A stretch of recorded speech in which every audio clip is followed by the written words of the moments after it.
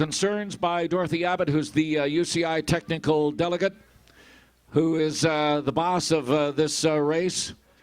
On the last lap, when you come by, we will tell you last lap, but you're not going to hear a bell as you make the right-hand turn to go onto the A loop. You will only hear the bell when you come up and do the left turn onto the B loop. The good news is, of course, if you haven't, I'm sure you've all been out and had a look at the course. We have a really tight right-hand turn coming off of the A. We have a nice long sweeping left coming off of the B. It definitely gives you lots of room and lots of time and a great chunk of road to sprint on if nobody's already decided who's going to win. So just a reminder, you only hear the bell on the second half of the last lap. That will be the B half. Other than that, everything as you've already heard at the team meetings. And we are now getting ready to stage for this event, the 15th annual Tour de Delta White Spot Road Race. Gentlemen, a pleasure to welcome you here. Messieurs, bienvenue. It is a pleasure to bring to the podium to sing the national anthem, Marie Huey. L'hymne national. If we get you to take your helmets off, please, gentlemen. And in the crowd, if you could please remove your helmets for the national anthem, the singing of the national anthem. Enlevez vos chapeaux, s'il vous plaît, pour la nationale. Marie Huey. Oh, Canada, our home and native land, true patriot love in all thy sons command. Quand t'embrasser, porter le paix, il sait porter la croix. Ton historien épopée des bleus brillants espoirs. God keep our land glorious and free. Oh, Canada, we stand on guard for thee. Oh, Canada, we stand on guard for thee. Yes. Merci. Marie Huey, thank you.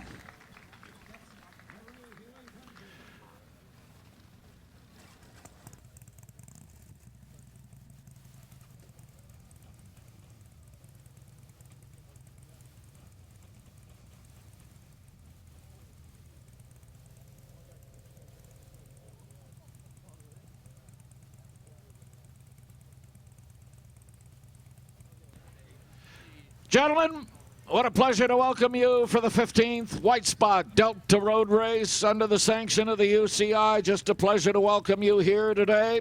Just up on 1 o'clock, we're ready to start. It is a pleasure to welcome to the podium. C'est un plaisir d'accueillir sur le podium the chair of this year's Tour de Delta. Le chair de la Tour de Delta cette année, Carl Traversy. Carl Traversy.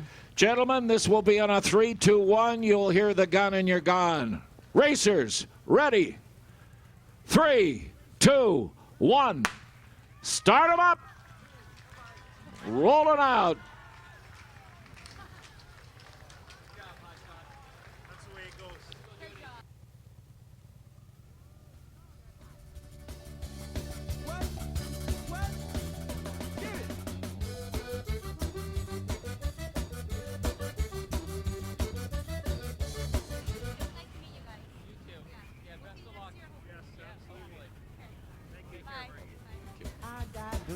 All right, looking good as they roll out. Here comes the pack, making that big sweeping right hand uphill. This is race time, ladies and gentlemen. Just such a good Sunday.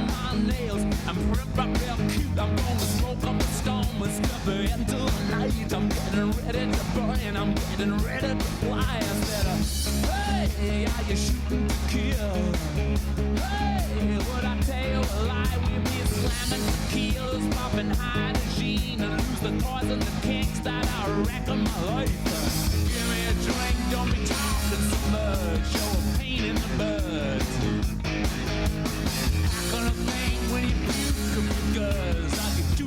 stuff. With me a wide all night. We hit the highlight. Yeah, with me a wide all night. We hit the highlight. Watch me now.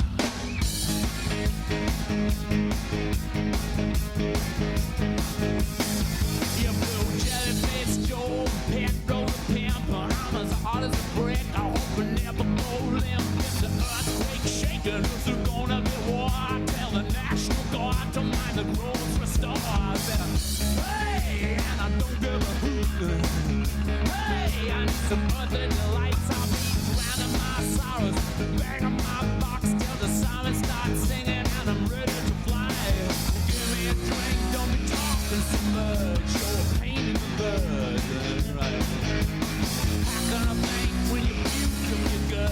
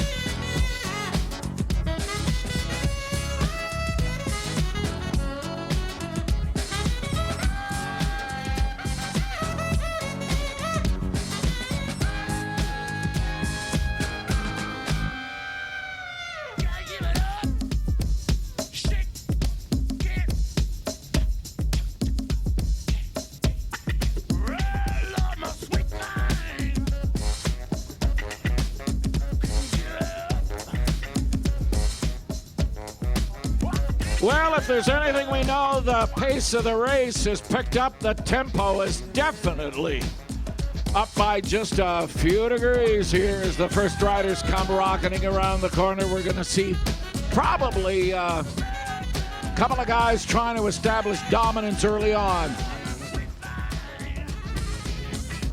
We have, oh no, I thought we had a breakaway.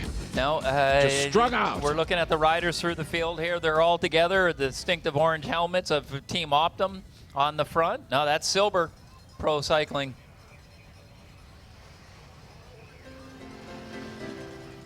Oh, put your hands together, people. And we have an attack by Elbows rider. Rider number 81. That's Morgan Cabot.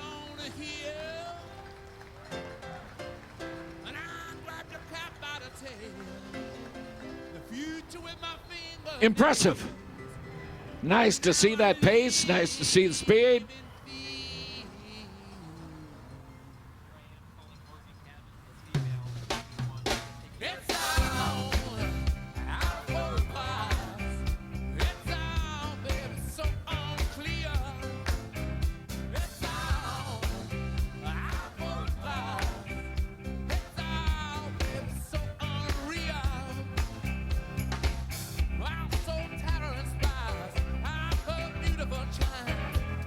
Well, that was Stefan Roth. Apologies on Elbows Racing. Was leading the field through there, trying to get a little bit of separation. Get the action going here early on. Looks to me like he's opened up a little bit of a gap. Absolutely. But come on, Brian, one guy by himself, 12 laps, technical course, hills, turns.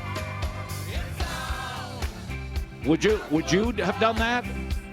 Would you go away that early? Depends upon the day. Depends upon the day. I mean, it's early on. We see the guys chasing. It's single file behind. Looks to me like they don't want to let him get away. But one thing we like to say in the cycling world on a tight course is out of sight, out of mind. And maybe if he can get enough of a gap, and it's going to take less than a minute on a course like this, if he can establish that break, they may just sit up and give him a little bit of room to play. It's early on here right now on the first half lap. I mean, we're looking at 160K today, so long days in the saddle today. Well, I'll tell you what, I got to say, though, that I measure the speed of the rider because the clear instructions that came earlier from Dorothy Abbott, who's the UCI tech delegate, she gave specific instructions to the motorcycle that it's okay to go on front and shoot back against a rider, but you stay away from him so that you're not giving him an unfair advantage, you're not allowing him to draft. But when I look at the angle that bike is cornering on, if I look at the angle that the motorcycle is on, clearly the rider who's breaking away to the front has really put down the hammer and he's pushing it hard. He certainly is pushing it hard here right now.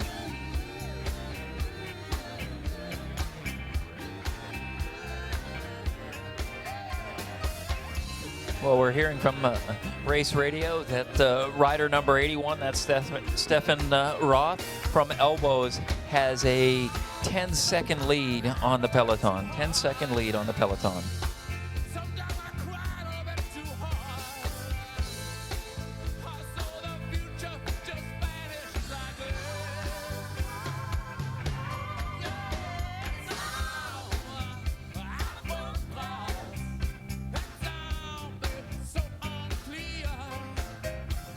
What a great start to the afternoon.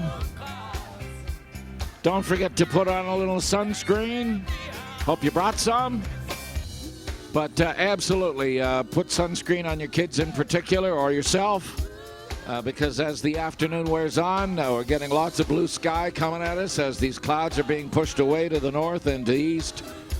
And temperatures are definitely going to go up, so don't forget to put on some sunscreen. On this, the beautiful Sunday, the 15th annual White Spot Delta Road Race.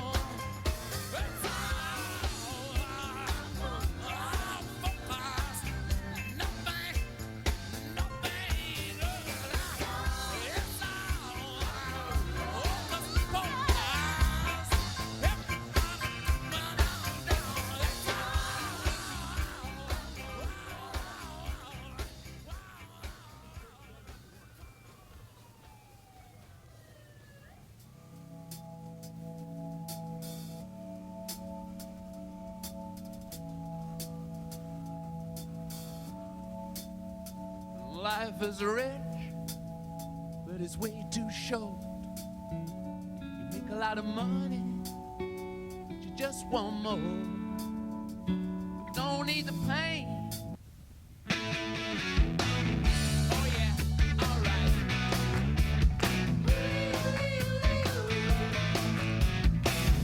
Oh yeah, alright. Yeah, you put me in the trash. Yeah, you gave me up for love. Now see that you're doing alright. Take a look at me, I'm kind of cold. Baby, can't you say I'm short on brain? I'm your long lost man. You don't recognize me. Yeah.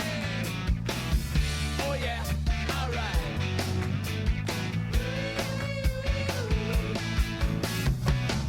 Oh yeah, alright. I used to love you all we can. I used to dress you like a dream. How that messy food always walking down, yeah. You never made a thing. Baby, can't you say I'm the man to say I'm your long lost man. You don't recognize me. Yeah, that's alright. Oh yeah, alright.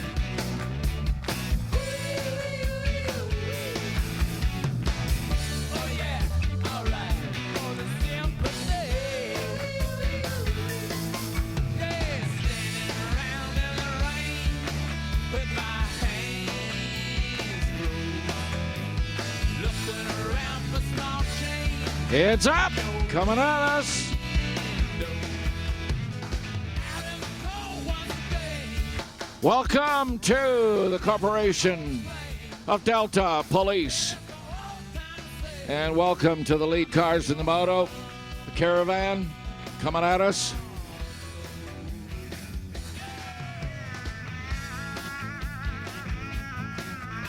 And as the riders come by, they will see 11 to go, having completed the first half, or the second half of the first lap. When they get to the top, they will turn right and head away to the west. They'll be on 11A.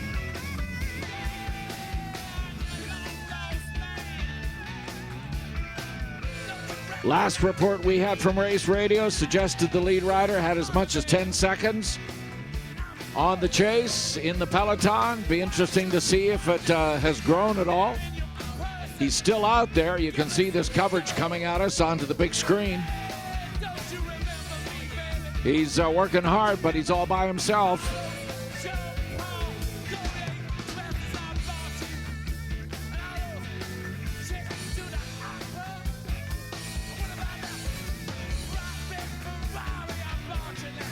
Here comes your lead rider, ladies and gentlemen. Let him know you're here. He's all by himself. Looking good. Nice challenge off the front with 11 to go. Rider number 81, Stefan Roth, elbows racing. And everybody's watching him roll.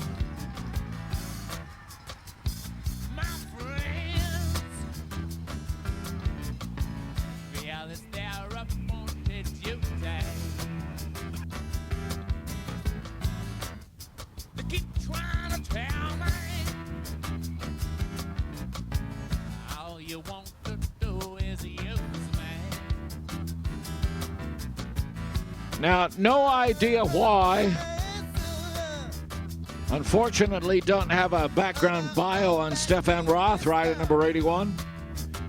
I'm not sure as to why he would do what he's doing right now, which is getting away and so hard trying to get away on the chase on the Peloton. He's only got about a 7 or 8 second lead. It was 10. It's been shortened. So I have no idea why he would be doing that. But for whatever the case, he's decided to see whether he can exert a little dominance on the field. and go away and maybe establish himself. Be nice to see if he could do that. What a story that would be in the Delta Optimist, or what a story that would be for the Delta Cable 10 television coverage in this, the 15th Tour de Delta road race. But he's definitely decided to try to assert himself, establish some dominance, write his own pages of history on this 15th annual. We get some sense from his team as to what he's all about. We'll let you know.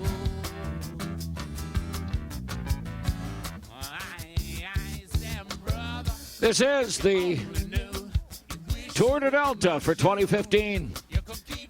Friday night, MK Delta lands Criterium up there in North Delta. Last night down in Ladner, the Brenco Criterium in Ladner. Now this morning, this afternoon, the Delta White Spot Road Race. Couple of nice things that are going on. Warren Earhart and the Brain Trust trying to encourage people along the route to throw a little block party. And so White Spot is cruising the race course, the road race, and checking out the front yards, front lawns, looking to see who's got the best block party. And they'll be awarding a prize, a winner. GC's gift certificates to the house that has the best block party. Kind of a nice idea. Whole lot of fun.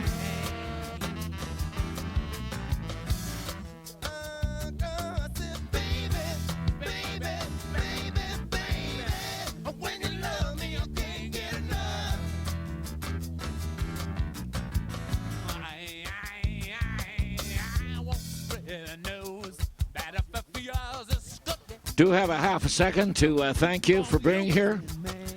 On behalf of Howling's Tomatoes, Howling's Tomatoes of Delta wish to remind you that if you want to eat healthy, think about Howling's.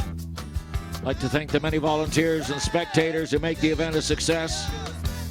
Howling's, once again, a sponsor of the Tour de Delta, local, year-round tomato grower. Also want to thank the folks at West Shore Terminals, delighted to be among the silver sponsors this year for the Tour de Delta. The busiest coal export port in all of North America, West Shore, taking pride in being involved with the Tour de Delta. I want to thank Sun God Sports and Orthopedic Physiotherapy. They are providing free rub-downs just over here in the rider's paddock. And for those that have got aches and pains at the end of the day, the good people at Sun God Sports and Orthopedic Physiotherapy. Rehabilitation to the pros and to the weekend warriors. Sun God Physio Clinics, Delta's premier sports therapy providers. You've been to a few of those in your day? I certainly have. The team at Sun God, they helped me rehab in '96 leading into the Olympics. Really? Yes, yeah, when I was having knee problems. It's amazing. You know what I find amazing is this tape that everybody's wearing these days. They used to wear bandage, and now it's just something as simple as a tape, look like gigantic butterfly. Yep, the physio tape. Yeah. Whether it's a Spider Tech. Amazing. Yep. Absolutely amazing stuff. If you're feeling a thirst, the guys at Rotary International, Tsawwassen Rotary International, will be happy to pour you a cold one. Wash a little dust out of your throat. Serving up legendary Triple O burgers at Triple O to go. And folks right over there at the Tsawwassen BIA business, the BIA from Tsawwassen, nice to see you here. They've got fresh popped popcorn over there. Drop by and look at that. They got a whole tray of fresh popcorn. Be happy to see you over there as well. Nice to see you here on this Sunday. Look at these great pictures coming at you on the big screen here at the north end of Dennison Park.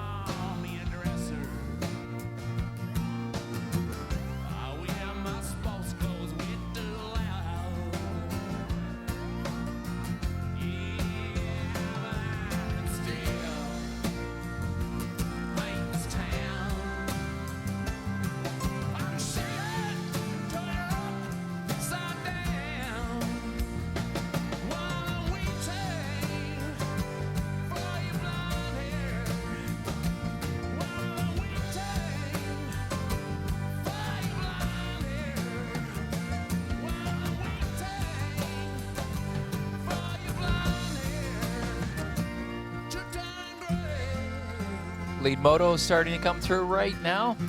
They're going to see 11 laps to go. I'm hearing on race radio that we have a group that has a 15-second lead on the Peloton. 15-second lead.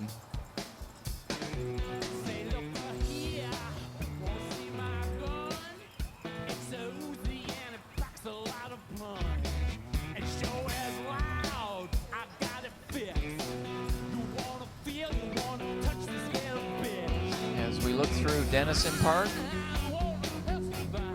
it looks like it's all back together again now.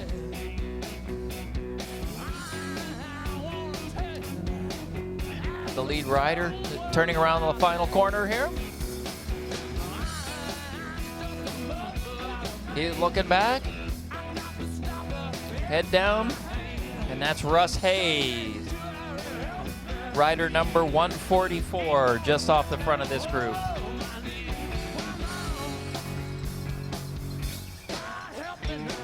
That's Dylan Cunningham, riding for Russ Hayes Accent Inn cycling team out of Victoria.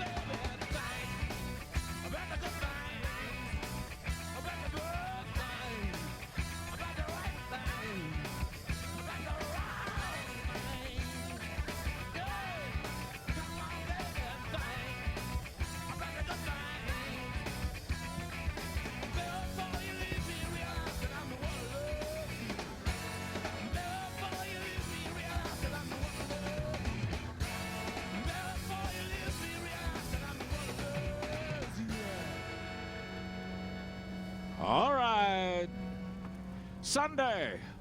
Look at that. The sun just comes through the clouds like that. Does that just not make a difference in your day? I don't know if you've been tracking any of the stories I was reading this morning.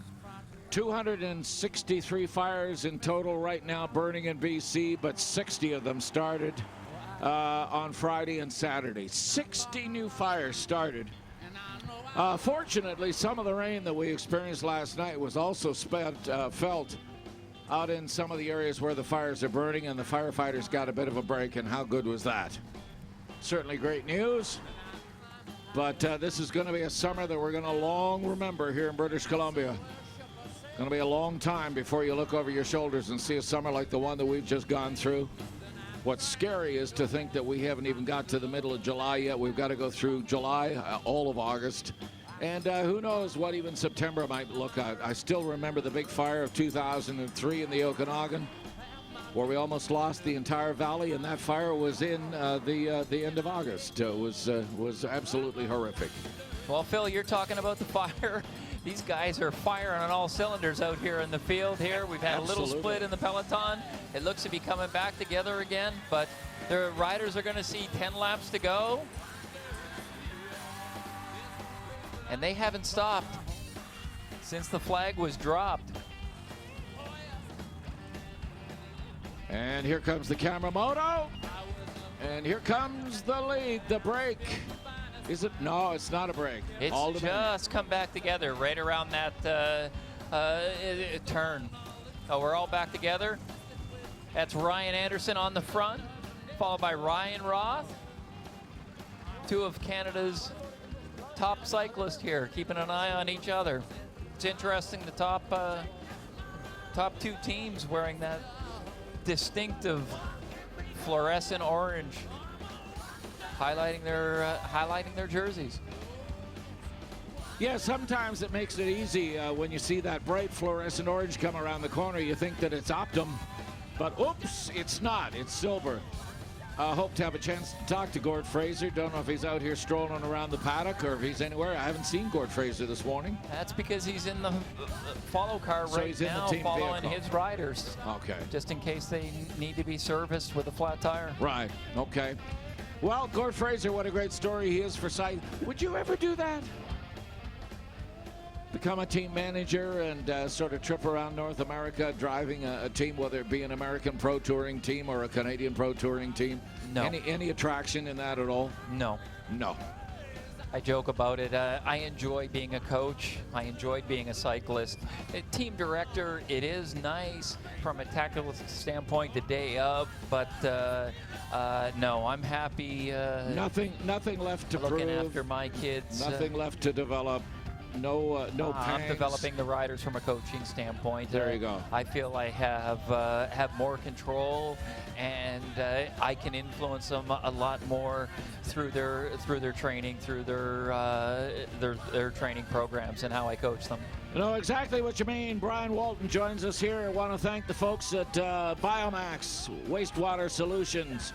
Biomax Wastewater Solutions, a proud Canadian company, revolutionizing the way that we handle wastewater.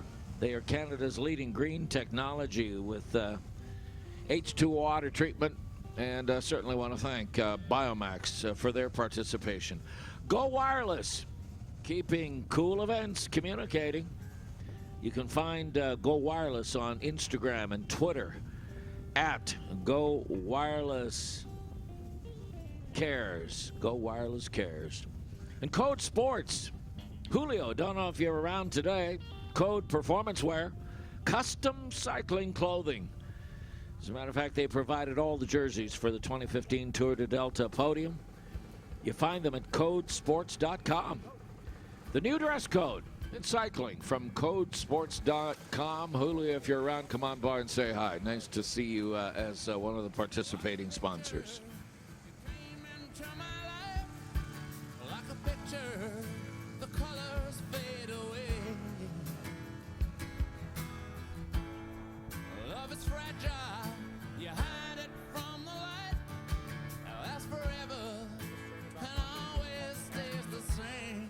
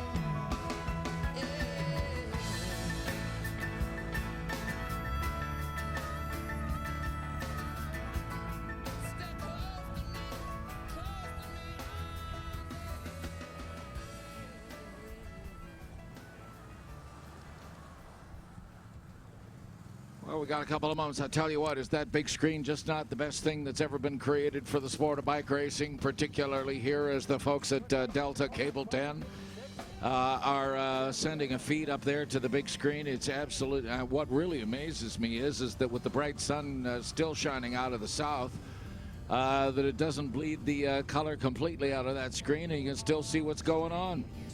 I wish my home television worked as well in the bright sunshine. Anyway, Delta, I don't know where you are. I know that you got a phenomenal crew working very hard. No, that's a terrible picture. You know what? That's enough to screw the screen up here. Don't mess with that. Thank you very much. But here we come. You can hear the lead motos, the lead motorcycles coming at us from the Corporation of Delta. Tell you, you always get to remember and you always get to remark on the fact that you're always irritated by the police when you see them in your rearview mirror. But I tell you what, never am I so happy to see the motorcycles with their flashing lights as we are here today. We see all the vehicles from the Corporation of Delta, who are just such great sponsors, great supporters.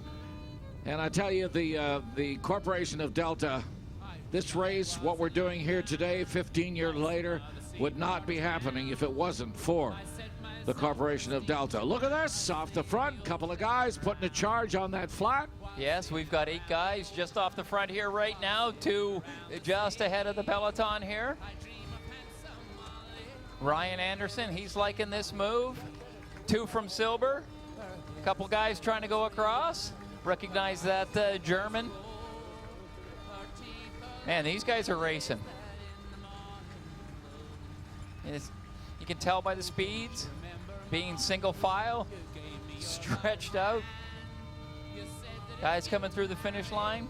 Lead Breakaway just making that left-hand turn. On the B lap. I'd rather turn left and go downhill than turn right and go uphill. I'm a downhill kind of guy. Just give me a bit of an adrenaline buzz, and you know, there's that big sweeping left, and down they go, and they come around onto the B loop. This is the second half of the 10th lap, and they're riding with great style. Be interesting to see when they come by here with this big swooping left-hand turn as they come towards the start-finish line, to see whether or not they've been able to bridge that out, and whether a couple of those guys made the jump across. Be nice to see about 8 or 10 guys put the hammer down and go away. Yes, we've got 8 guys away right now. There were 2 trying to bridge. They were right in front of the peloton, but as you can see, the peloton does not want to let this break get too far. They're single file.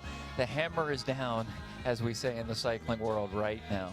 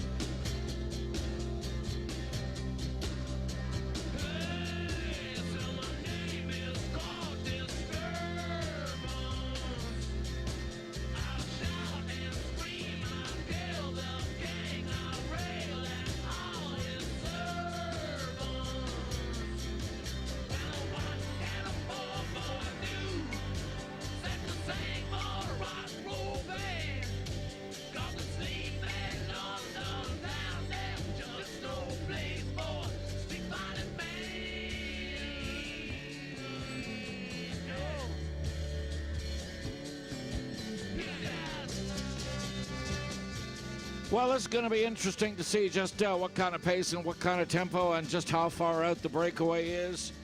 Riders that are out there, Ryan Anderson, Optum from Silver Pro Cycling, Alexander Cataford, Benjamin Perry, Garrett McLeod, and Bob Schwingbooth, both out of H&R Block. Marc-Antoine Soucy out of Garneau, Quebecois. Estella's cycling, Cortland Brown. Got some good legs in there in that breakaway. Michael Sheen from Elbows. Kaylor Marshall out of Canyon Cycles. Matt Chattelong, Herbalife. Lots of power, lots of energy, lots of drive. Be interesting to see how far out they are and whether anybody's trying to bridge and make it across. But at this time, 10 riders on the break. And here they come. Put your hands together. Let them know you appreciate the work they're putting in here today. Anthony, Cataford, Perry, McLeod, Schwingboth, Soucy. Oh, yeah. Stretching it out here. So who's going to chase him down? Who's going to make the jump? Who's going to go across?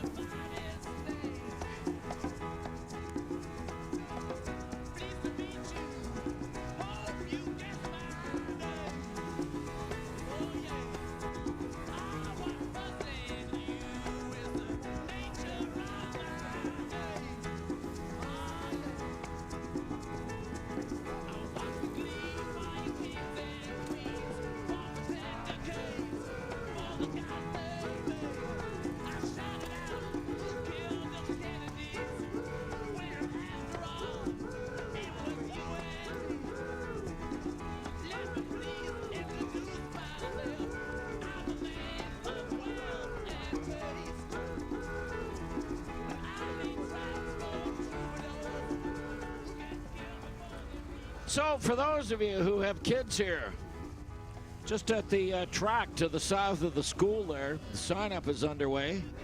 We have 2 kids races happening, 6 to 8 years of age, 9 to 11. 6 to 8 will go 1 lap around the SDSS track. South Delta Secondary, 1 lap, and if you're 9 to 11, 3 laps around the South Delta Secondary School. The sign-up is going on down there just at the track. So if you've got kids here with you that would like to have a little fun, tired of watching as kids get fidgety and really don't want to watch anymore, they want to do something. I want to do something.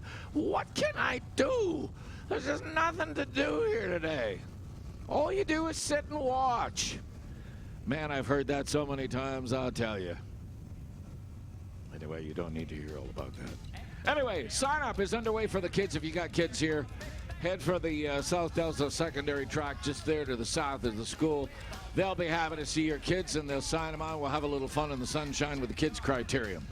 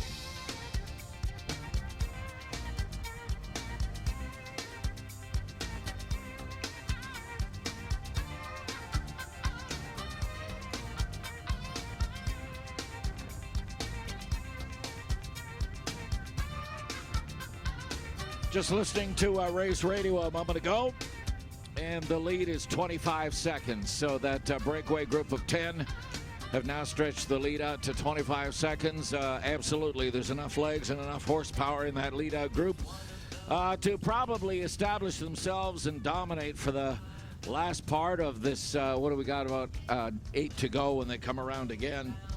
2 riders from Silver, 2 riders from H&R Block, 1 from Garneau, 1 from Astellas, 1 out of Canyon Cycles, 1 out of Elbows. But you know, it's interesting. We were talking, Brian Walton and myself, Silver with two members on that breakaway group. But Ryan Anderson of Optum is the other bright orange helmet, and he definitely is faster than the both of those two. So it sets up some interesting dynamics. Who knows how it plays out as we get into the final couple of laps. But absolutely, the dynamics are starting to be established with a 25-second lead, and as they stretch it out with 25, then it becomes 30. And as often we talk about out of sight, out of mind. If they don't see them, if they don't see that breakaway group, there's nothing there to stimulate the chase anymore in the peloton. They kind of settle back into that comfortable rhythm, and the lead-out group goes away on their own.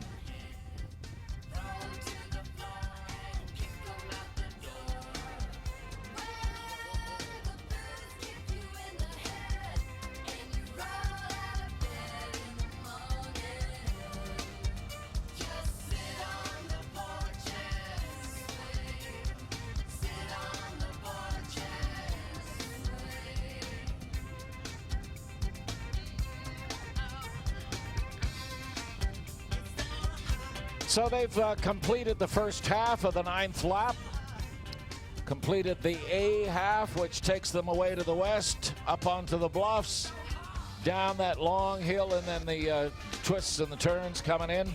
Oh yeah, look at this. They're carrying some serious speed here. And there is no longer a breakaway. That 25 seconds disappeared. That 25 seconds is gone. No more. Hold them in, pull them in.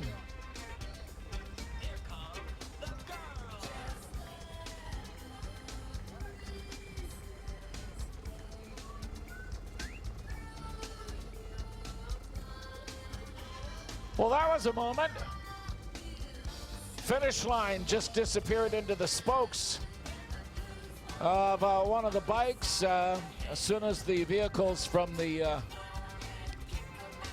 cavalcade get by, we will reestablish the finish line for the cameras.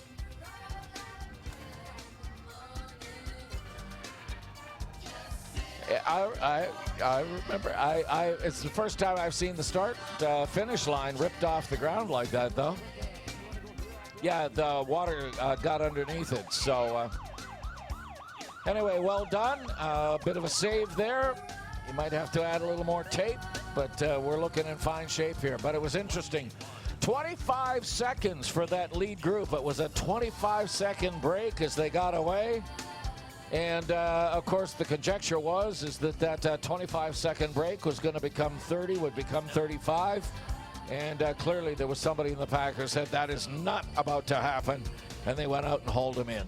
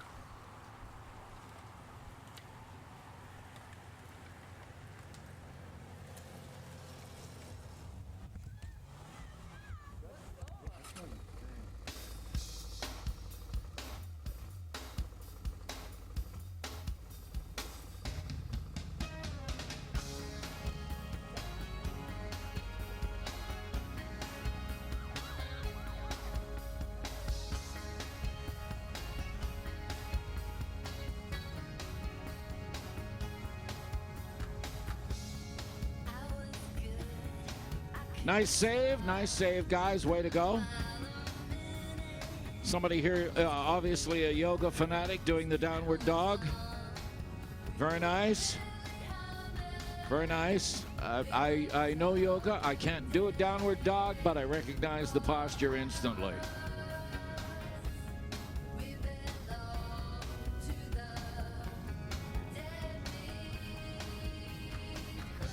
Just want to remind all kids that the sign-on is underway for the kids' criterium at the track at the south end of South Delta Secondary. Want to have a little fun on your bike? We got a few prizes. And the sign-on is going on right now for the kids at the South Delta Secondary.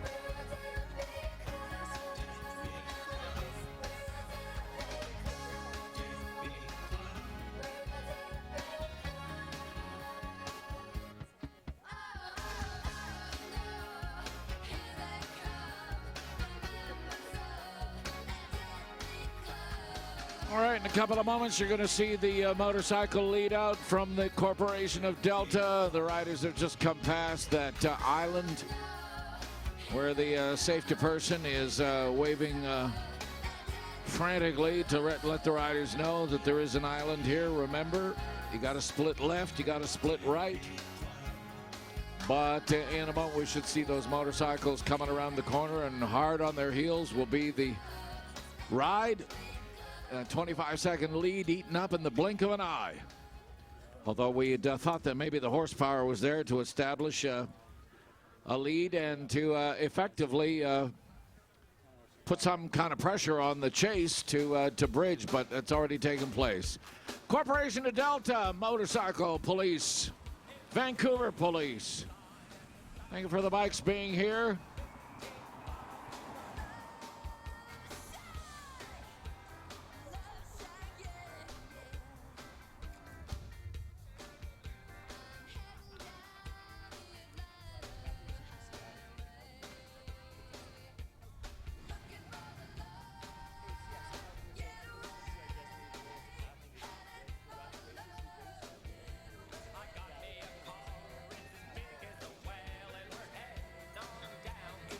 All right, here's the lead cars. on the Caravan. Black car, race director Mark Ernsting. Here comes the lead motorcycle with the camera on it. And here we are, ladies and gentlemen, for the 2015 White Spot Delta Road Race. Everybody all together one more time. Nobody's established. Optum, silver.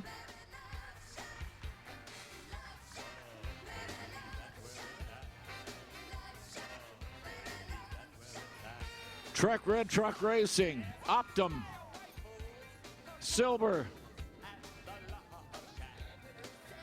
Herbalife.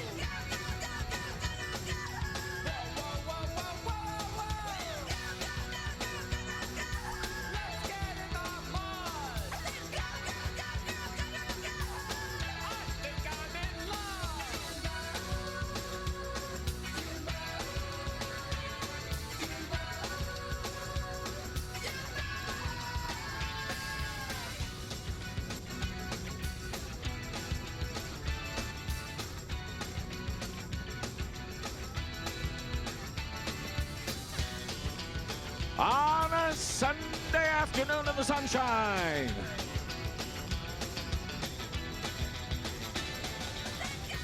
Caravan comes towards us, and everybody anticipating. Here comes the lead motos, and I don't think there's anybody going anywhere on this one. Well, we got two guys off the front by maybe 5 or 6 seconds. On a good day. California Giant, rider number 75 and 55. That's Tori Phillip and Clay Murphy from Estella Cycling. Two young Americans just putting the hammer down here. Still relatively early on. The riders are seeing 8 laps to go now. 8 laps to go. One third through this race.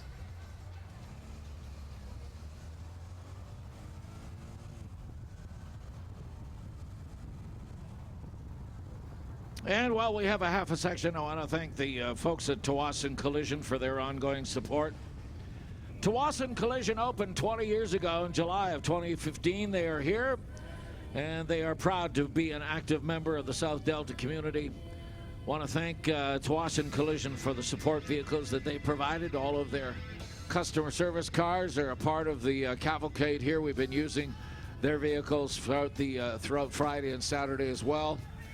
The vehicles being driven by a variety of individuals, but certainly you need vehicles to run. Isn't it incredible when you think that you need motorized vehicles to run a bicycle race? In today's world of environmentally aware, in today's world of petrochemical, in today's world of anti-pipelines and so on and so forth, I think that we need to get Tesla or maybe Nissan with their Leaf or whatever, so that the vehicles we use only run on battery power during the course of a bicycle race. Phil, look how fast these guys are. They need motorized vehicles. Well, so we'll use Tesla. I mean, there's a battery-powered sports car for you.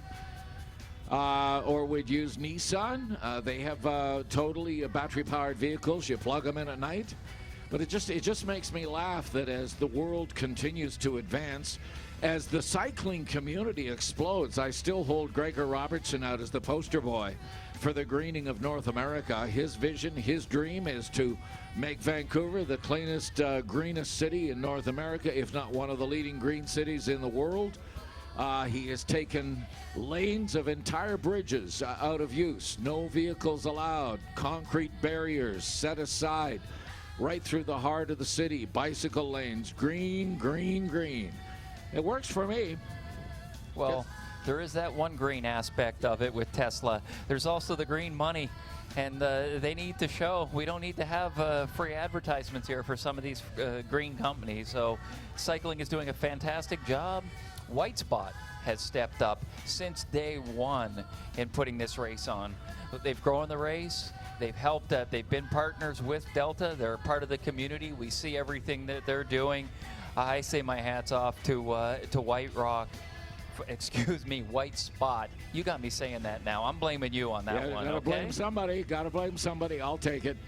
But absolutely, White Spot, of course, for the 15th year, this is the White Spot Road Race right here in Delta, the Tour de Delta. One thing I want to mention here, I just find the guy absolutely fascinating.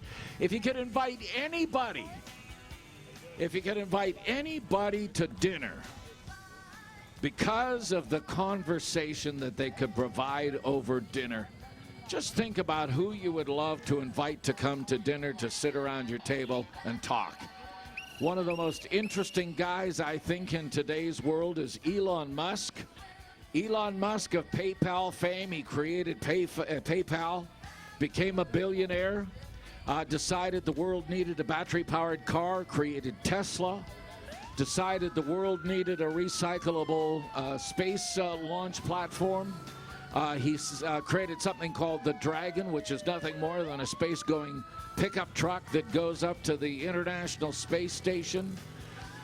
He decided that instead of having our homes hooked to the electrical grid, that we need batteries on the side of our house that could be charged by solar collectors. And now Elon Musk has an entire company that is busy with a home installation system. Same kind of technology as Tesla motor cars. Now there is a guy whose brain is so much further down the road than the rest of us. I can't think of anybody I'd rather come and spend dinner with over one night. Couple of beers, bottle of wine, whatever. I like the way you bunch yourself with the rest of us there, just to bring yourself up to that other part of the bell curve there, Phil. But you know, like these guys at Apple. Apple is thinking about things that we cannot even comprehend yet. Google with their self-driving cars. Autonomous cars. You get in the back, you do your homework, you work on your laptop while the car drives you to work. They've got a fleet of 8 or 10 of these down on the California freeways. Minimal number of accidents. The days of the self-driving autonomous automobile is not far off. We live in an incredibly exciting time, I think. And you know what? One of the areas that continues to evolve and grow is the research into bicycles. Brian Walton, would you have ever thought that you would ride a bike that has fly-by-wire shifting? Would you have ever thought that you would have wireless shifts on a Tour de France bike that automatically click, click, click, click, click, flawless, guaranteed shift every time you push the button? I could not have predicted that 5 years ago. Look at you're absolutely speechless in amazement. You're going to tell me it was around 5 years ago, Phil. That's why I was speechless. But it is amazing, the technology and how it's advanced. It started with carbon fiber. I mean, my time it was clipless pedals when they came out. Whoa, and not a bear trap. And instead of having to be Geppetto and nail the cleats to the soles of the shoe when I first started, or using wool, for that matter, for the first year before Lycra was introduced in the early 80s. So, right. And then from there it was carbon fiber. I mean, we look at the advancement in the helmet technology. We first started, it was pretty much just a styrofoam bowl on top of your head, and how advanced that has become just to help with head injuries in the sport of cycling. Walk into a bicycle store and look at a bike that's worth $500. That bike at $500 has more technology on it than a Tour de France bike had 10 years ago. Yes, that's it's exactly amazing how the trickle down goes. Entry-level bikes, entry-level basic bikes have better technology than a Tour de France bike from 10 years ago. I find it very exciting, and I think it speaks incredibly for the future of bicycles. I think we're going to continually find reasons why we should love our bikes even more. And old guys can still feel fast at the end of the day. Nothing wrong with that. From the Corporation of Delta, thank you for being here, gentlemen. Such a pleasure to see you as you provide the motorcycle escorts.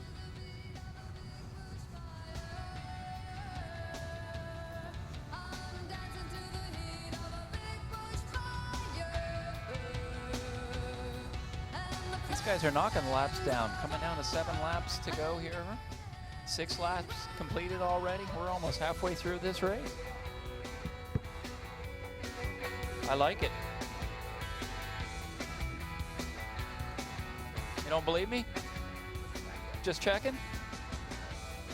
Attention riders, 7 to go. We are at 7 to go, riders, looking good. Wow, this is a big group. 3, 6, 9, 12 riders, including Will Routley there from Optum. And that looks to me like that is Ryan Roth. No, that's Clay Murphy.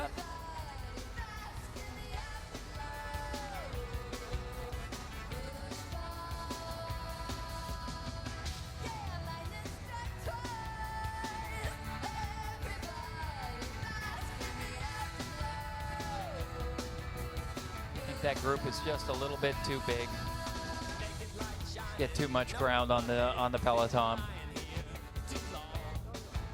They don't like seeing 12 riders go away on this course because you give them too much leash, they're gone for the day. We had 10 riders that had a 25-second lead, and some of them were in that breakaway group now. It didn't take long for them to be pulled in. Be interesting to see whether they come by here again on the second half of the B lap for 7 to go, whether or not they'll be all together or whether the distance will have stretched out. I don't think they're going to stay out there. But we'll wait and see after another half lap and see what transpires out there. I'm impressed with the guys. The depth of this field, how fast they're racing, 10 guys away. Some of the teams that you may not mention are taking ownership in this race. Okay, we didn't make that move. We've got to regroup again. We've got to chase this move down and then try to go on the offensive. So I'm impressed with the way these guys are racing here today. So the way you're Speaks suggesting volumes. that Elbow and Canyon Cycles, Herbalife, they were nowhere to be seen in the criteriums in either the Friday night crit or the Saturday crit, and either one of those teams, all three of them, nobody showed for those various groups. So this may be their day in the sunshine? We'll wait and see. As I said, we had 12 guys that were just off the front. We'll see if they can stay out there or stretch their lead in this next half lap. Just want to remind you that Winset Farms is a family-run business dedicated to growing the freshest, most flavorful fruits and vegetables for their customers. Winset Farms, located right here in Delta, with a state-of-the-art technology, old-fashioned attention to detail, sustainable growing conditions. Want to thank Double R Rentals as well. One-stop local equipment shop serving Delta since '75. Honda, Stihl, come to Double R Rentals. Proud to be sponsors of the Tour de Delta. Caps, South Shore Cycle. Great deals on all in-stock bicycles located at 7917 Scott Road in North Delta. I want to thank Rob Wright for his ongoing support.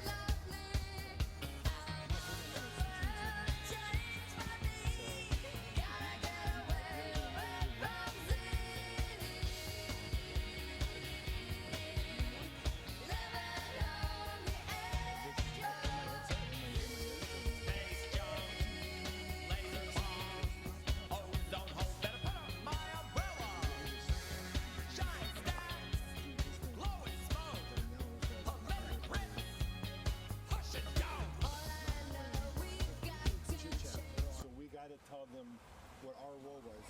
You know, I don't want them to. They've seen our shit all for the last 2 days.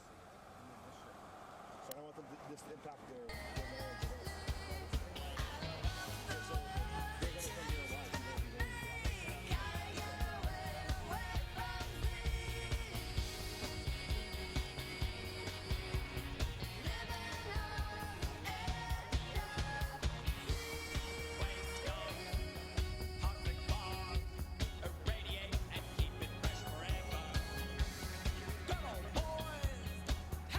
As everybody knows, it's a hard-working group of people that bring together an event like the Tour de Delta. And we want to thank the 2015 Tour de Delta Board of Directors, Cal Traversy, who's the chair, Jackie Lambert, marketing, social media, Tracy McCormick, kids events. She's working hard right now just over there on the track at South Delta Secondary. Teresa Cooper, sponsorship.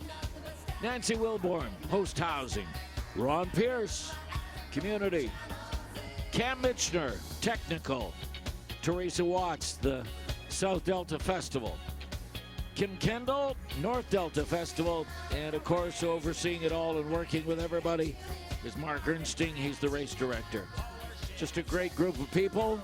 If you ever have thought that you'd like to find a good group of people to put some energy into the community of Delta, in a give back to a community, this is one of the ways that you would do it. The White Spot Delta Road Race, 15 years on, and I tell you what, it'll be another 15 that they'll still be doing this. You really might want to think about joining the directors for the Tour de Delta.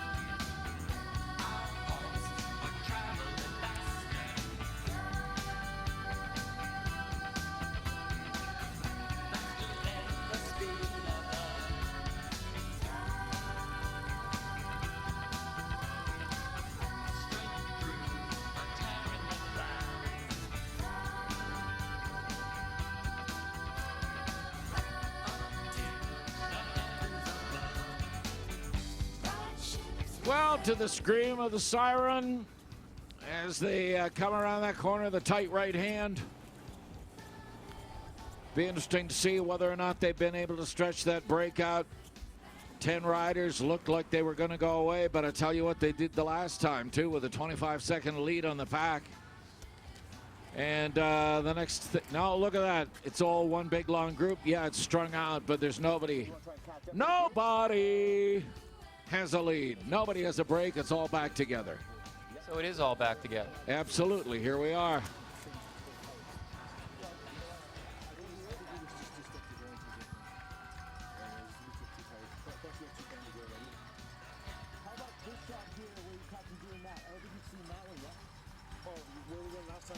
And that's Optum rider number 6, Scott Tsawwassen, stretching the field out here. Single file. Now going into the feed zone, getting some refreshments. It's getting a little hotter out there. They want to make sure that they hydrate. They're drinking a lot. These guys will be going through minimum, absolute bare minimum of at least a bottle an hour. I'd say probably closer to 2. And I mean, just being dehydrated, you can lose 10% performance, and that is the difference between first and last place if you're dehydrated on any endurance event. Yeah, absolutely. And then, of course, if you happen to be in one of the vehicles, you've got the windows up, you've got the air conditioning going full blast. I just saw Gord Fraser go by in the Team Silver team car. Got the windows all up, isolated from the world, air conditioning on, probably listening to his tunes. Just out there just in case. Things have changed a lot, Brian Walton. They had air conditioning back in my time as well, Yeah, Phil. it was called Put the Window Down. You know, Gord paid his dues. I say to people, for myself, just to put it in perspective, I probably did about 1,500 races in my day. Gord's probably not too far behind that. So, I think he's ridden enough and can now share that experience with his young Silver Pro team. The book is soon to come. Write a book, tell a story, the inside. You could write an incredible book. You need to write an inside look at the races and what really went on behind. No, Lance already did one of those, didn't he? But nobody believed it.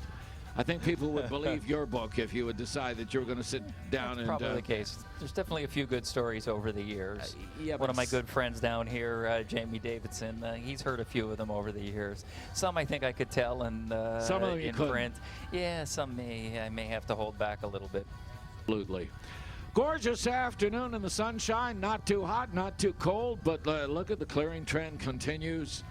You're going to have a chance, and by the time we get around to the finish of the men's race, this 15th white spot Delta Road race, I think that we will be under pretty much clear blue skies. It sets up for a week again. Little brief respite with a bit of rain, but I don't think it's going to last much longer. And I tell you what, we're going to be back into the heat as everybody crosses their fingers and talks about the summer that they will never forget.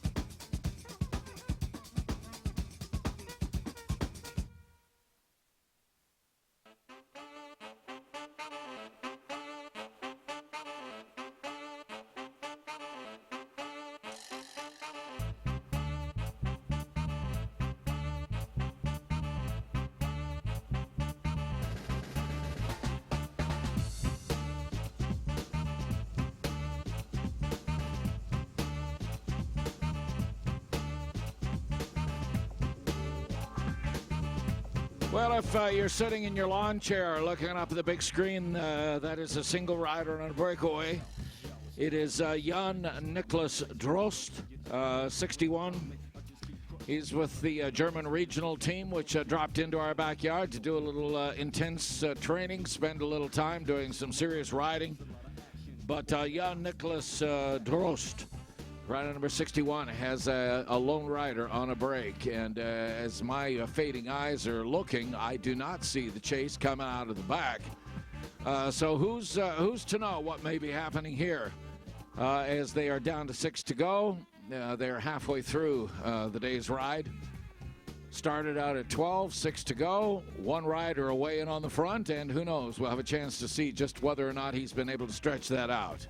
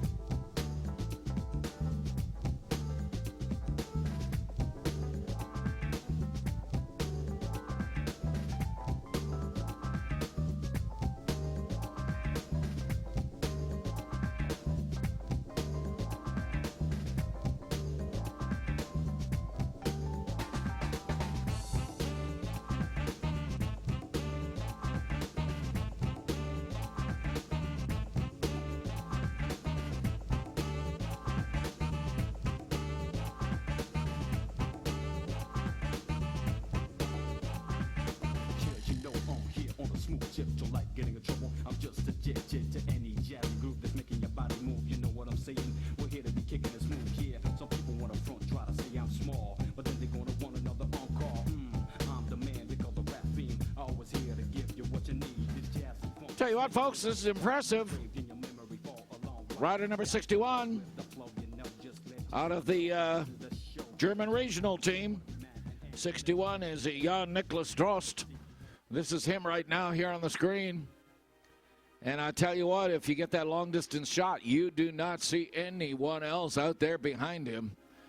So if he's launched an attack that is this strong and this sustained, he is just cranking it out. When he comes by, let's let him know that we really appreciate what he's doing, because I tell you what, this may not be the final story that's being written here, because we're only at the halfway point. But just briefly for a moment, kind of fun to see that one guy will take charge here, reach out and say, you know what, I'm going to go. What the hey? It's Sunday, the sun is shining, I love Canada, love racing in Canada, let's put it down and see what these guys can do. So let's watch as, am I the only one who finds this screen just a little bit addicting? I spend most of my time staring up at the big screen. I'm absolutely blown away that no, don't do that. That just make people feel ill. Thank you. But as you watch, I'm impressed that even in the bright sun, come on, guys, give me a break here. Who's this person over here? Kill this camera. There we go. Little help being offered out the window of the vehicle. But even in the bright sunshine, we're getting a pretty good response and pretty good pictures coming back off the ride. Certainly is a great addition to the coverage of the 15th annual White Spot Delta Road Race. White Spot reminding you that whether it's breakfast, lunch, dinner, brunch, anything in between, White Spot, there, close in your neighborhood, ready to serve.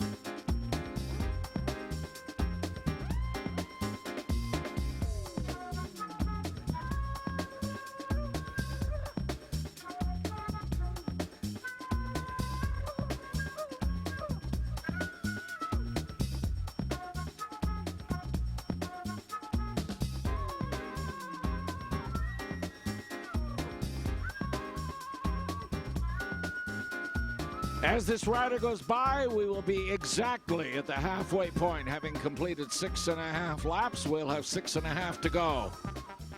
He's completed the A half of the 7th lap.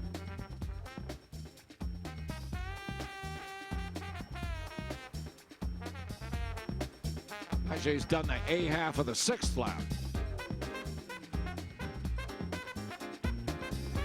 And riding the second half of the 6th lap in a moment. And we'll definitely put a clock on him and find out just what kind of distance we got here.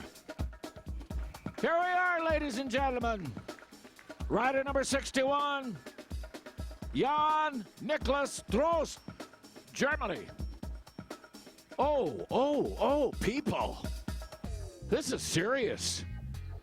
When these guys come around the corner to the north end, he's going to be gone and out of sight at the south end. Holy man. Is he issuing a challenge? Hey, boys, you got someone up front who's got some serious legs. He has taken control. He's going.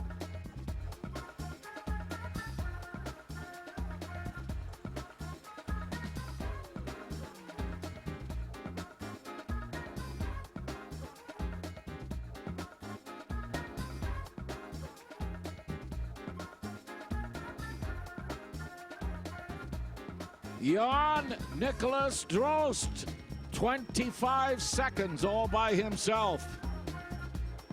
25 seconds, can he hold and continue that pace? Would that not be a story for the likes of Gary Kingston and the rest? If he could issue that kind of a challenge and deliver, stay away, continue to dominate, that would be a headline story. From Team Silver, where he just changed off on a bicycle, rider number 13. That is Nigel Elsay from Silver Pro Racing.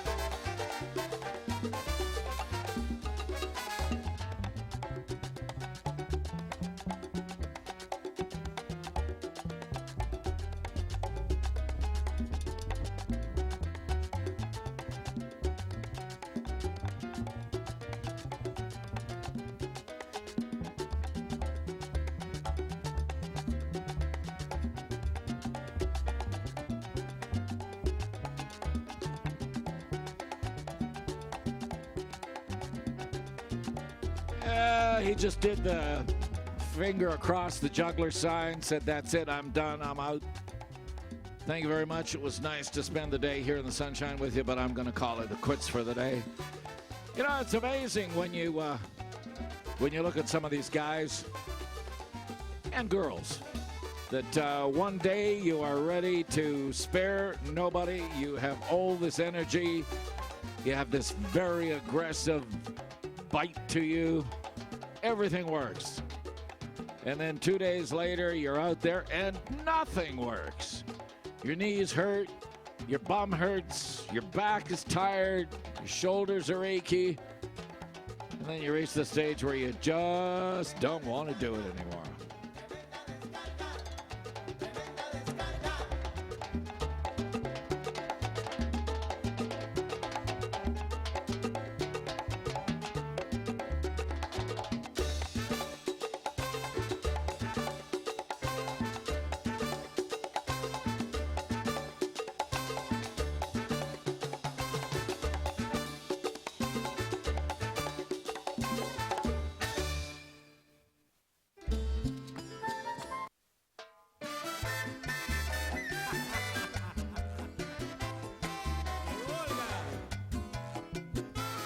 Just got an update. Rider number 61, Nicholas Drost, has now got 30 seconds on the chase. So either there's no intention or desire on the part of the chase to bridge that gap and haul him in, but what was 25 seconds is now 30. So it'll be interesting to see where this goes. Gary Kingston, don't know where you are, but there could be a good story being written here. At least the beginnings of a good story, whether it executes the same way as a whole other story. But one rider right now with 6 to go. Well, it'll be 5 when they come by the next time. It'll be 5 to go. But as he stretches it out, he's definitely demonstrating that he's got some energy, he's got some focus, has some drive, and wouldn't mind a little headline story in the newspaper.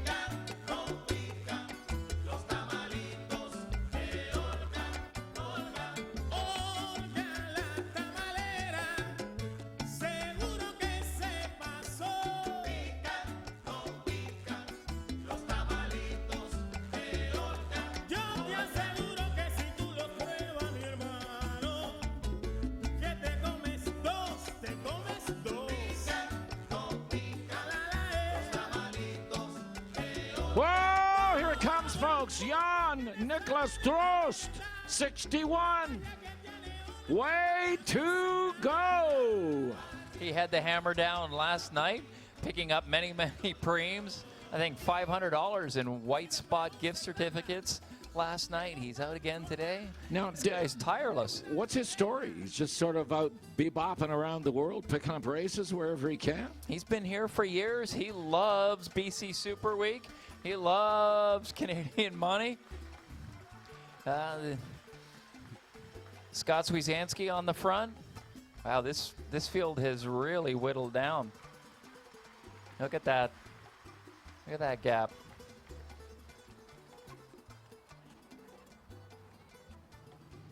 So, 22 seconds.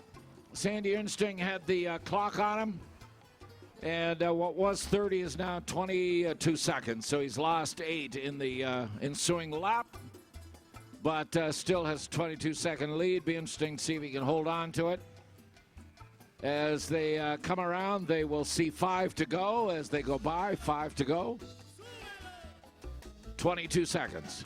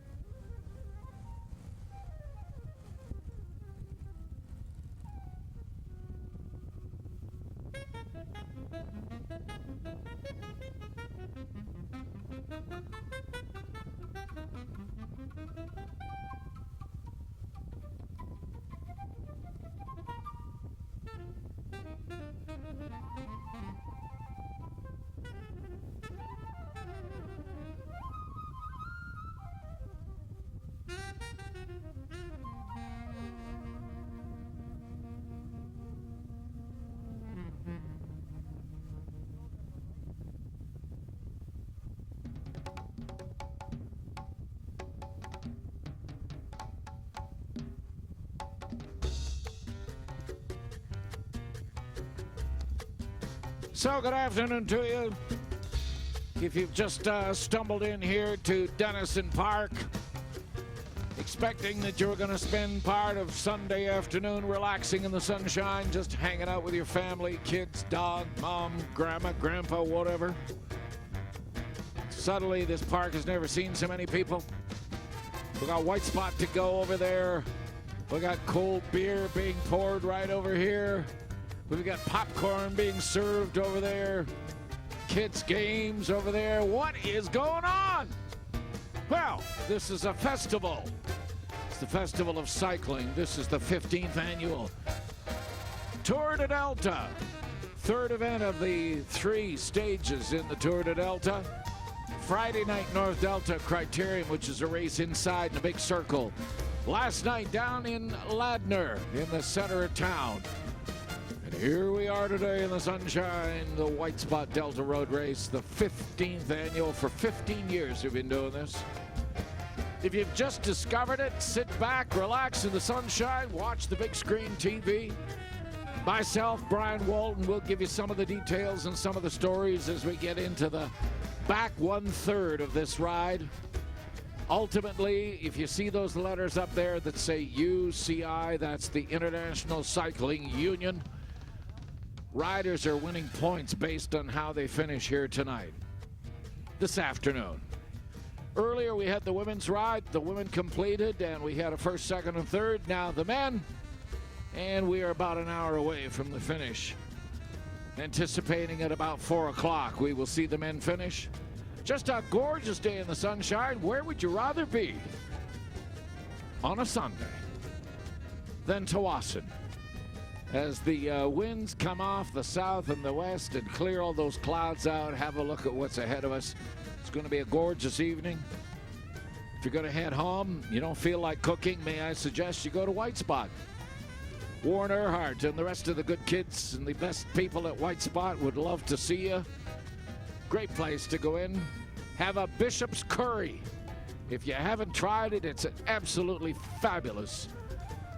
Curry chicken dish prepared, originally created by John Bishop at the White House restaurant for White Spot. Anyway, fabulous way to spend an evening.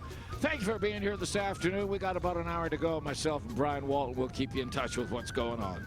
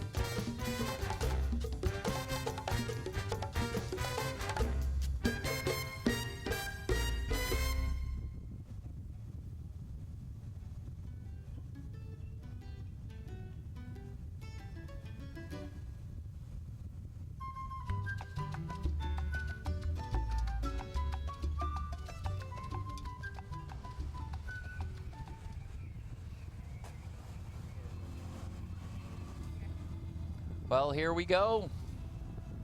We've got 3 riders just off the front. Optum, Elbows, and Silver. That's Ryan Anderson again.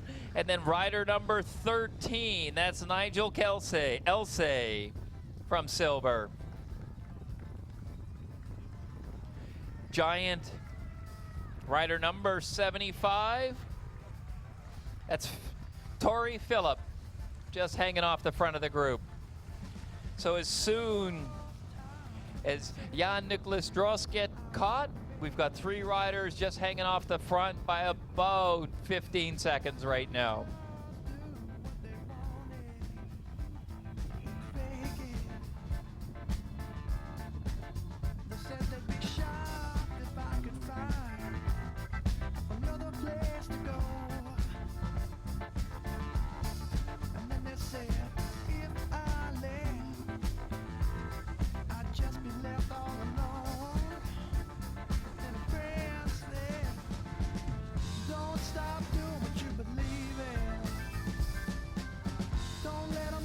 Looks to me like rider number 104 from Trek Red Truck, Michael Vandenham. He's had some problems. He's hanging off the back by probably about a minute here. We'll see if Michael can get back in the next lap or two. Takes a water bottle, fuels back up, so he's going to give it a try.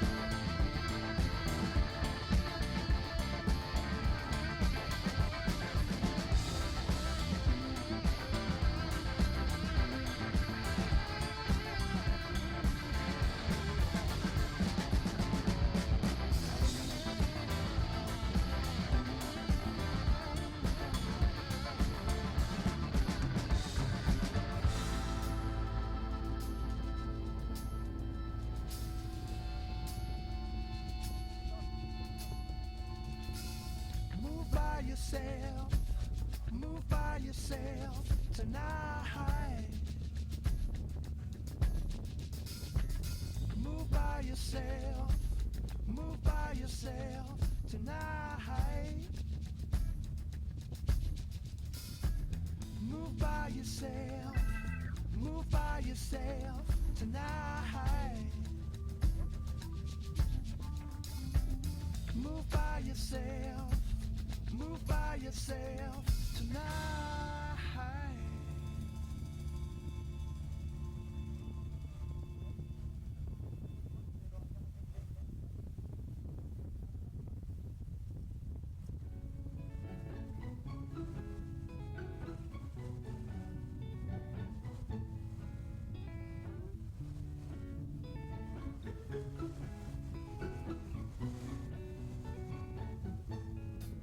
I'm so sorry when I told you those smokestacks are making clouds for the sky. But if I told you the truth, it would just bring so many tears to your eyes. I said if that's the way it's gonna be, if that's the way I'd rather make believe. Remember sitting on that beach, watching all that lightning fill up the sky.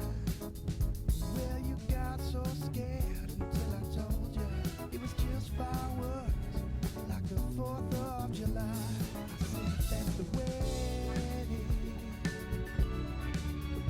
it's gonna be. You know if that's the way it is, I'd rather make believe.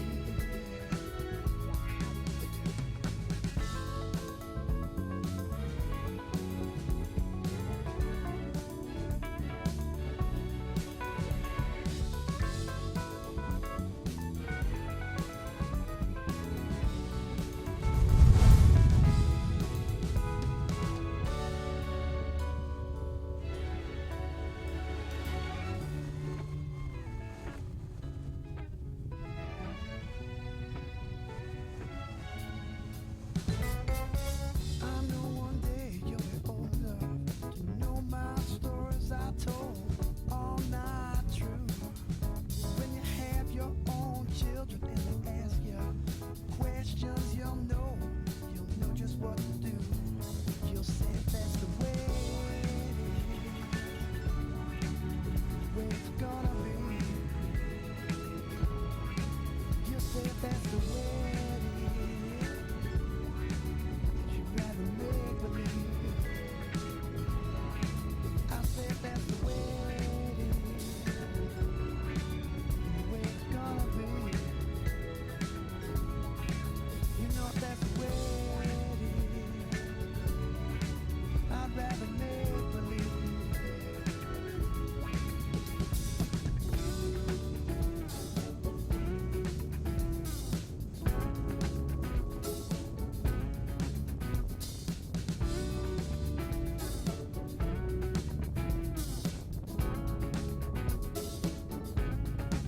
If that's the way it's gonna be, I said that's the way I'd rather make believe.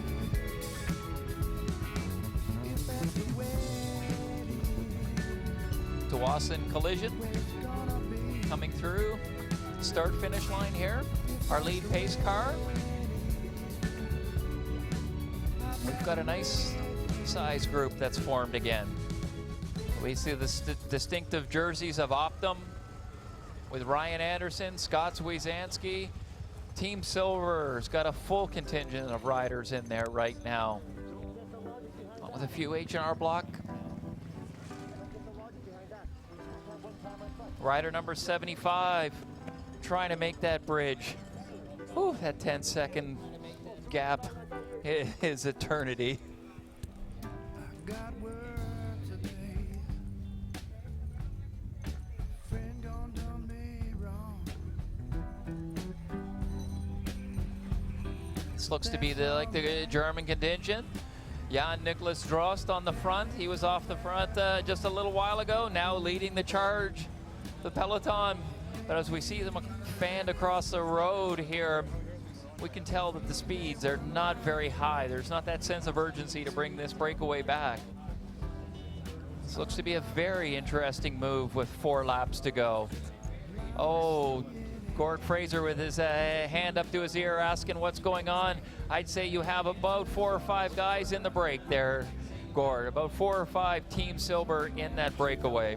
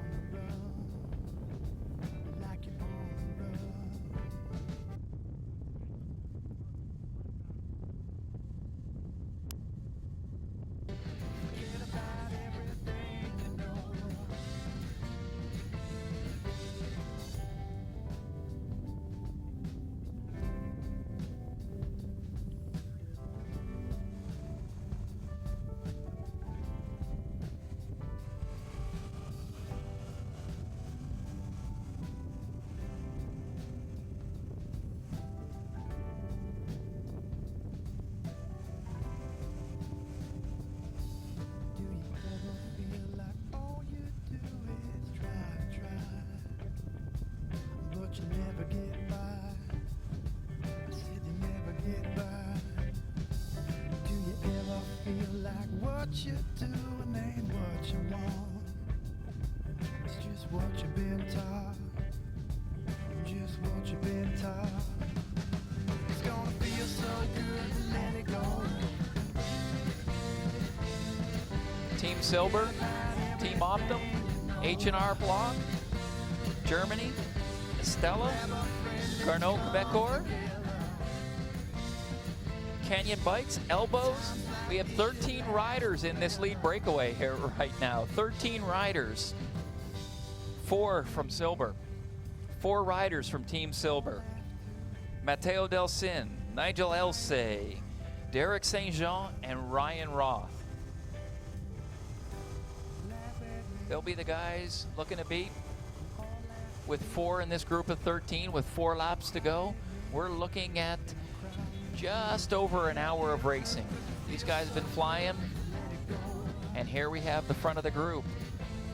I believe this is Estella Giant Berry leading the charge. That is the case. Estella, California Giant, trying to bring this group back.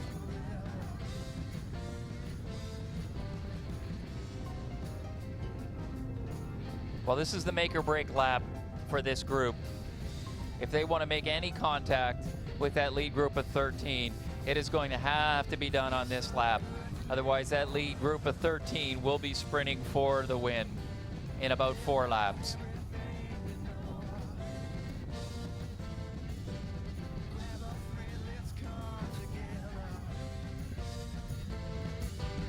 Times like these should last forever.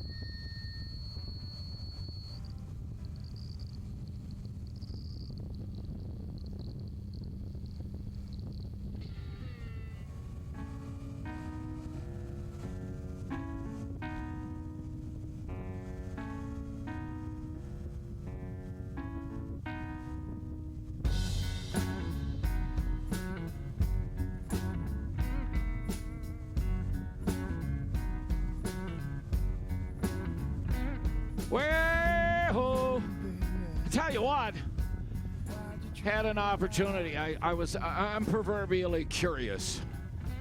You always got to ask yourself what's going on, and have just had the opportunity to stroll out here and stroll around, watch the kids, the moms and the dads, the grandmas, the grandpas. For the rest of you that are here, what an incredible way to spend part of your Sunday. What else would you rather do with this time?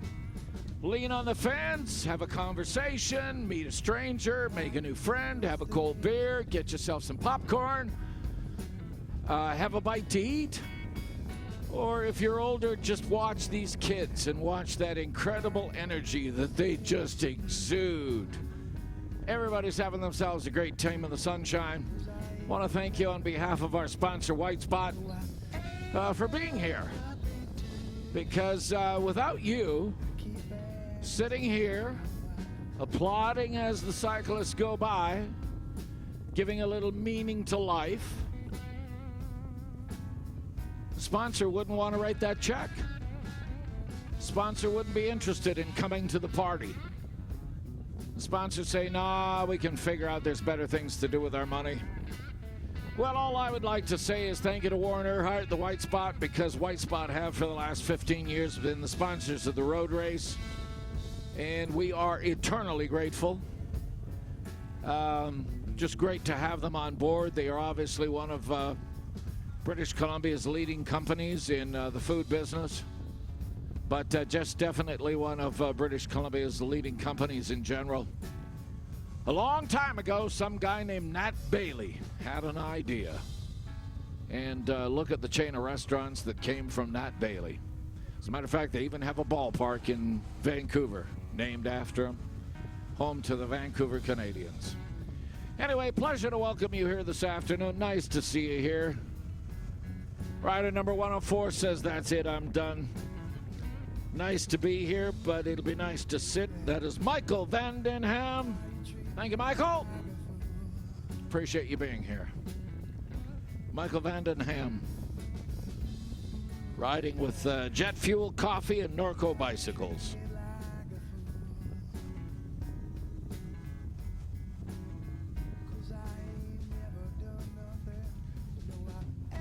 No, I misquoted myself.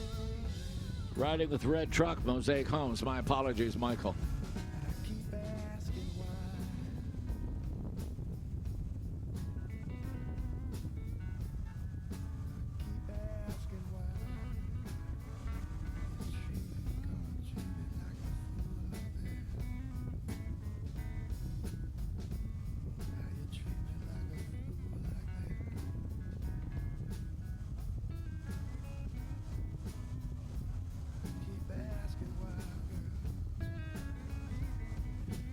Well, ladies and gentlemen, it's a pleasure to welcome, as we always do, to the start-finish podium. Some years he's not here because he's somewhere else.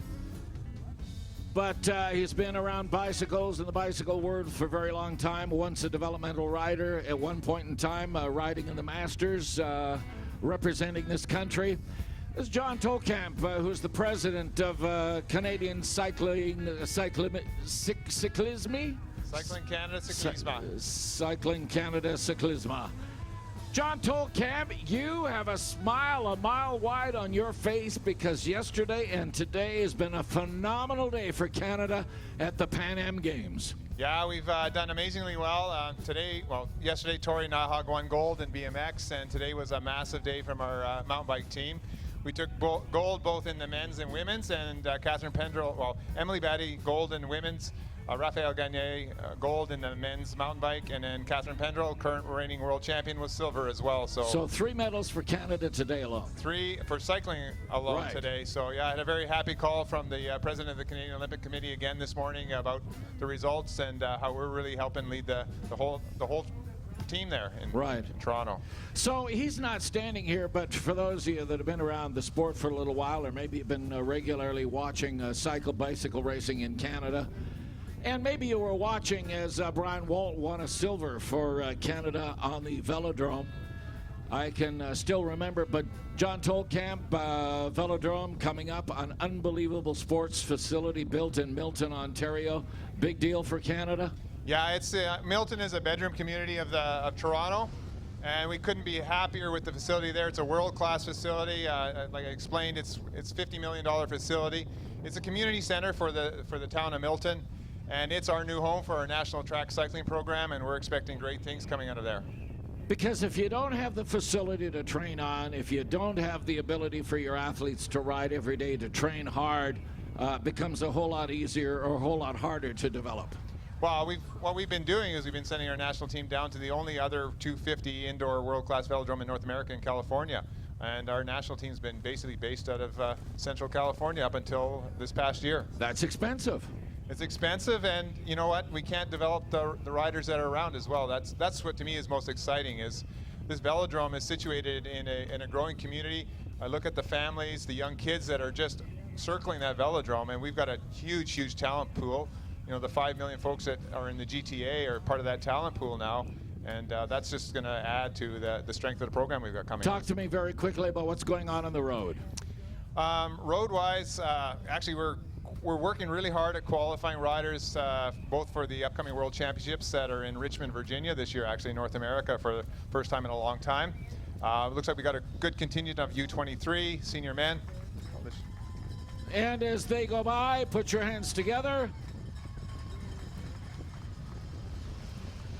We'll get the clock on them and find out what the separation is and just how far out these guys are. But I have some sense that they built a better than expected lead over the chase out of the Peloton, and this may be where the story is going to be written here this afternoon. That is looking like the winning break right now, I would say. Absolutely, that is looking like the winning break. It was 25 seconds a couple of times earlier, and it was a 30-second break a couple of times earlier. But I'd say we are edging on a minute here right now. And what a change it makes as the weather changes. It looking good, guys. You got to break a long way out there. They're going to have to work hard there if they want to catch him. But there's a lot of horsepower in there, and Optum's got a big chunk of that horsepower. Well, I think that's what it comes down to. 45 seconds. The lead group has a lead of 45 seconds. So, you know what? Who's to know? Because earlier we had a 25-second break that was reeled in. We had a 30-second break that was reeled in. But it wasn't under these kind of conditions. It wasn't this warm. You didn't overheat. Hydration wasn't a factor. So 45 seconds right now as that lead group goes out. Brian Walton steps up. Brian, I was just talking to John about roads. So very quickly, John, let's just finish off that conversation. Are we optimistic? Some good things are... Brian's always a competitive guy. He's like fighting over the microphone here. If I can't sit on the saddle and put my feet on the pedals, I want to hang on to the microphone. But Canada, some good stories ahead of us. Well, for sure. You know, it's continuing to develop. And, you know, I think I always continue to look at our women's program. They're up and coming. We saw a lot of the strength here today, and it just continues to grow. And while a lot of our women are actually headed off to Europe right now, they finished this race up, and they're on the planes tomorrow off to Europe. And Leah's looking to add to her podium experience at the Tour de France there and on the Champs-Élysées in a couple of weeks. So does any of this and the growing attention to cycling, excitement, the development, the changes that are in the average everyday bicycle that anybody buys when they go into a bicycle store, is this being driven by cities like Vancouver where cycling is, you know, I saw some numbers that said 55% of every daily trip now in Vancouver is on a bicycle. 55% of all the trips into downtown Vancouver on a bicycle. Those are numbers that could never have been imagined a couple of years ago in any major city in Canada. You know, there is, I think, a cultural shift around transportation, and for us in the sport of cycling, we're benefiting from that as well. And you know, there's a few guys out here racing, and I've raced with a few guys in the past that actually got their start in the commuter wars. I know one fellow, interesting story, a fellow that I raced with went on to do very, very well at the provincial level. He used to ride the bus every day to work and school, and there was a transit strike, and he got on his bike, started riding, and then he found out he had a natural talent and developed that into being a provincial champion. Well, certainly, as they say, I mean, look at this guy. Didn't even start riding till he was 18 and discovered that he too liked the bicycle. Does Grand Fondo come to play with any of this at all? I mean, it's a total separate animal. I recognize that, and the only thing that's common is the fact that it happens on a bicycle. But does Grand Fondo have anything to do with these people being here or what's going on with regards to the sport? Most definitely, and you know, I think in terms of direct athlete development, I wouldn't say there's as much coming out of the Grand Fondo, but what it really is it's engaging people in the sport of cycling. So we've got a lot of these parents nowadays that are doing Grand Fondos that say, hey, you know what, they're introducing their kids to riding the bike, and those kids are now becoming our athletes. And it also opens the doors to, granted White Spot's been here for 15 years, but it does open the doors to more high-powered, big-dollar businesses getting involved with the sport of cycling. Well, and directly related to that, I was mentioning our $50 million velodrome. Well, $18 million of that funding came from private funders in the GTA area, and those are the guys that rode Grand Fondos. Final question. We'll have a chance to talk about this at Wednesday, but Global Relay. What happens when a multi-million-dollar global competitor in the cloud computing, what's the result when they step up to the table the way that they have? You know, we haven't even seen yet what that's going to do for us and for Global Relay, I think, as well. And, you know, I can't say how well they've supported us. And they didn't even know cycling a few years ago, and they got involved because they wanted to be involved in the community, and they knew about Gastown, the Gastown Grand Prix race. And now they've got the Global Relay Bridge the Gap program. They came on last year as a national team sponsor for Cycling Canada, and we're going to actually have some women out there in the national team kit on Wednesday. They've been phenomenal supporters, and I think it's a really, really unique fit. They're a growing company. I think they're going to be they're world class in their industry right now, and they're going to continue to grow. And I see that as a partnership that we can help them with to get their exposure for them in Europe, across North America.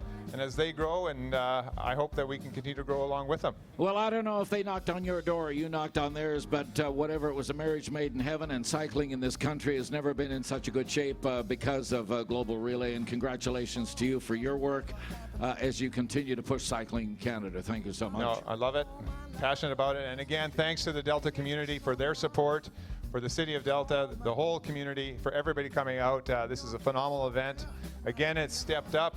The big screens, the live streaming. Isn't that incredible? It's unbelievable. I spent some time there with the production company understanding how they're doing it, what it takes, and what it's going to take to move it to the next level. So I'm totally impressed with what's being shown, what's can be done here. John Tolkamp, president of Canadian Cycling. Clisme, thank you so much.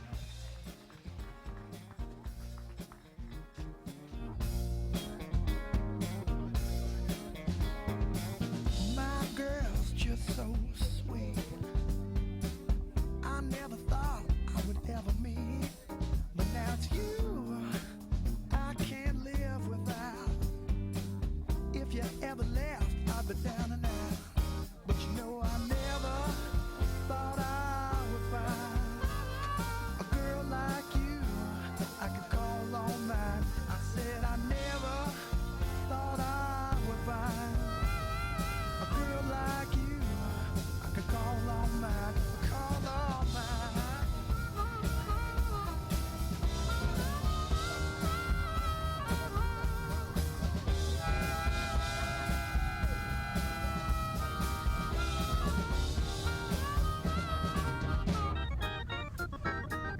Oh baby, what'd you say when you woke up the other day? You said it's you I never leave. I don't wanna live my life the way it used to be, but you know I never thought I would find a girl like you I could call on mine. I said I never thought I would find a girl like you I could call on mine. I said I never thought I would find a girl like you I could call on mine. You know I never thought I would find a girl like you I could call on mine, call on mine.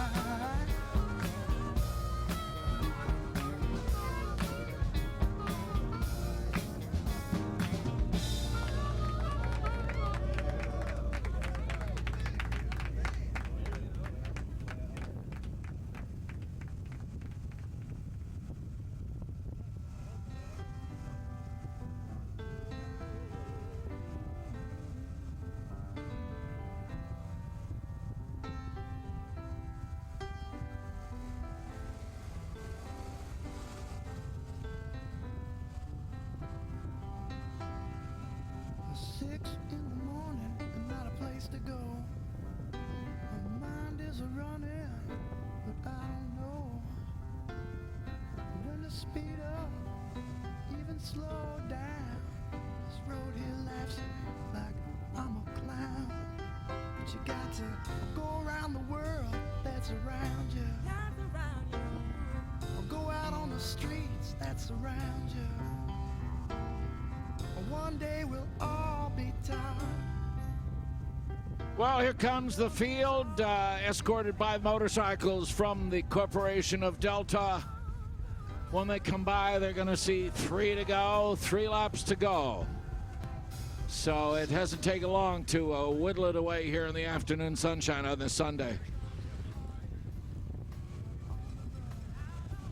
Here we go. Put your hands together, people. Make them welcome.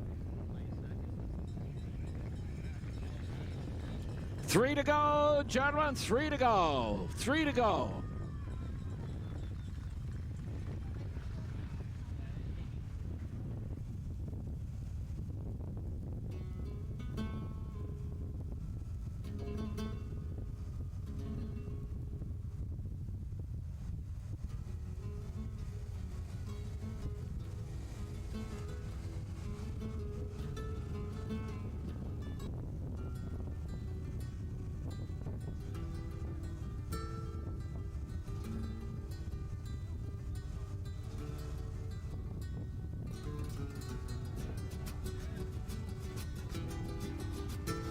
Well, what a difference a couple of laps makes. 8 seconds between the tail of the breakaway to the front of the chase. 8 seconds difference, that's it. That was 32 seconds. That was 45 seconds. Now down to 8 seconds between the back of the lead out and the front of the peloton, which is on the chase. 8 seconds is the blink of an eye. It's a couple of beats of your heart, particularly when you're talking about these athletes. So pig's eye means absolutely nothing. A mote in God's eye means absolutely nothing. And I'm willing to bet easily that by the time they come by again, that group will have been hauled in to be one big happy family again.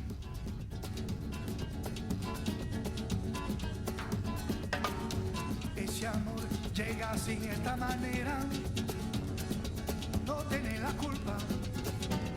Caballo le dan sabana, porque muy despreciado, por eso no te perdono llorar. Ese amor llega así, esta manera, no tiene la culpa. Amor de compra y venta, amor del pasado. Ven, ven, ven, ven, ven, ven, ven, ven, ven, ven, ven, ven. Bamboleo, bambolea, porque mi vida yo la prefiero vivir así. Bamboleo, bambolea, porque mi vida yo la prefiero vivir así. No te da perdón de Dios. Tú eres mi vida, la fortuna del destino. El destino te desaparado. Lo mismo ya callé, lo mismo soy yo. No te encuentro lavando. Eres posible, no te encuentro de verdad. Por eso un día no encuentro así de nada. Lo mismo ya callé, lo pienso en ti. Bambolea, bambolea, porque mi vida yo.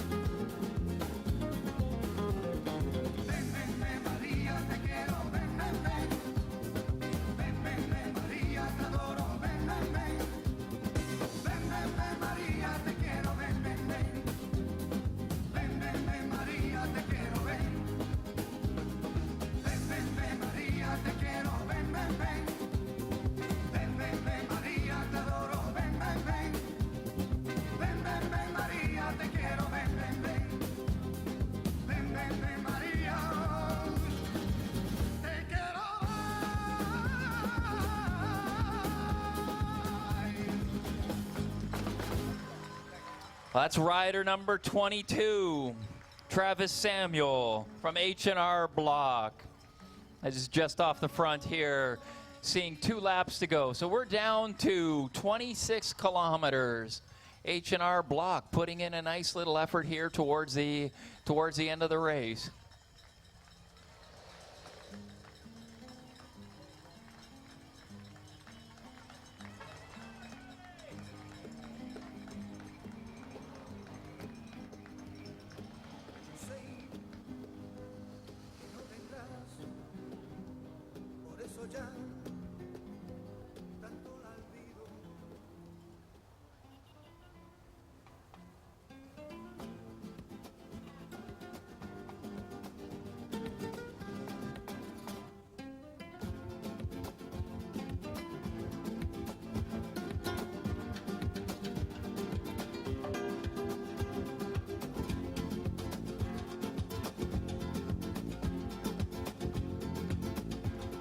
Ay, niña,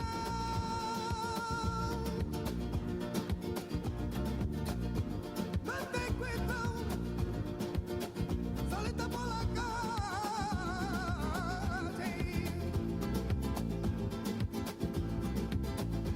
Yo me siento enamorado.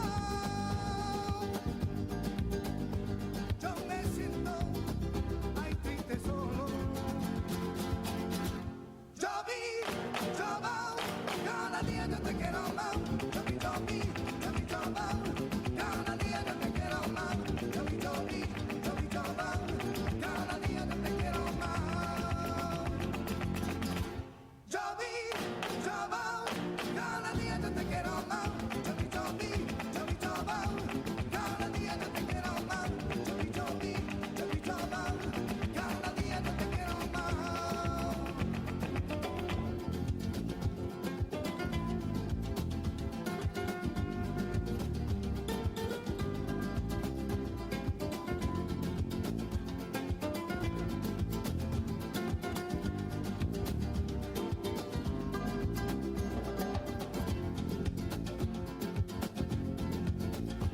Que no me importa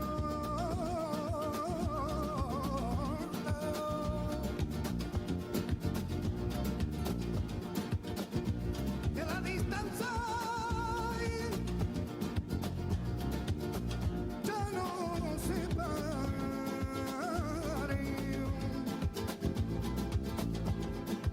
Yo vengo acordándome de ti.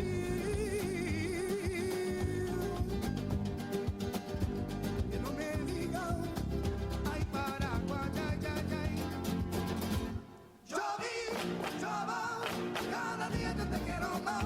Yo vi, yo veo, cada día yo te quiero más. Yo vi, yo veo, cada día yo te quiero más. Yo vi, yo veo, cada día yo te quiero más. Yo vi, yo veo, cada día yo te quiero más. Yo vi, yo veo, cada día yo te quiero más. Yo vi, yo veo, cada día yo te quiero más. Yo vi, yo veo, cada día yo te quiero más. Yo vi, yo veo, cada día yo te quiero más. Yo vi, yo veo, cada día yo te quiero más. Well, we got one rider way off the front. Looks like somebody out of Optum. I think that's an Optum rider who's decided to again challenge. So he's taken a lead out over the group. It might be a member of Team Silver, but I definitely think it is an Optum rider who has said, I'm going. That is definitely an Optum rider. That's Scott Swiezanski, rider number 6 there. I recognize that big head of hair, long lanky legs. You cannot tell that rider has hair. You cannot. I challenge you. I used to Not laugh. in that shot right there. I used to laugh and call you Eagle Eye when you'd look way up there on the old road course, where you'd see way up to the top of the hill towards Diefenbaker Park, and you'd see who was leading out. But this is different here. So you're sure it's an Optum rider, though? I'll get you that. I'll give you a little We'll see. insight, Phil. We'll see when we come by. Okay, thanks.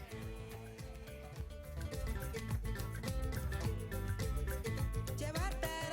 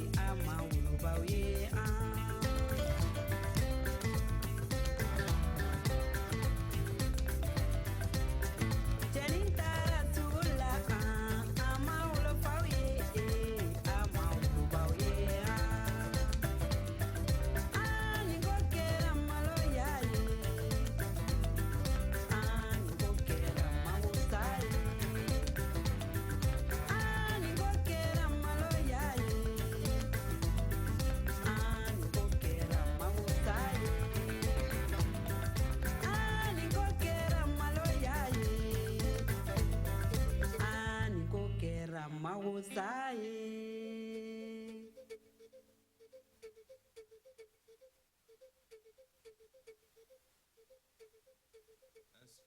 va?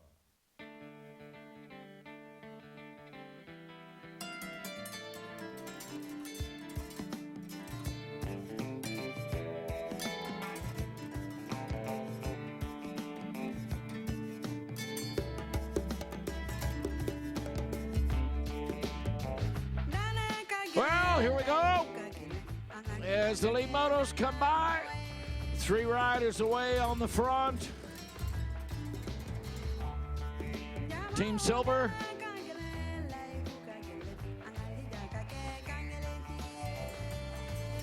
And here they are, 1, 2, 3. Out of Optum, out of Silver, and one other rider.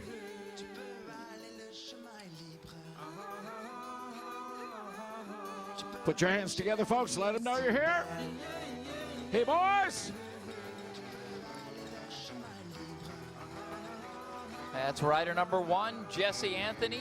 Rider number 12, Matteo Del Sin. Did you get the picture?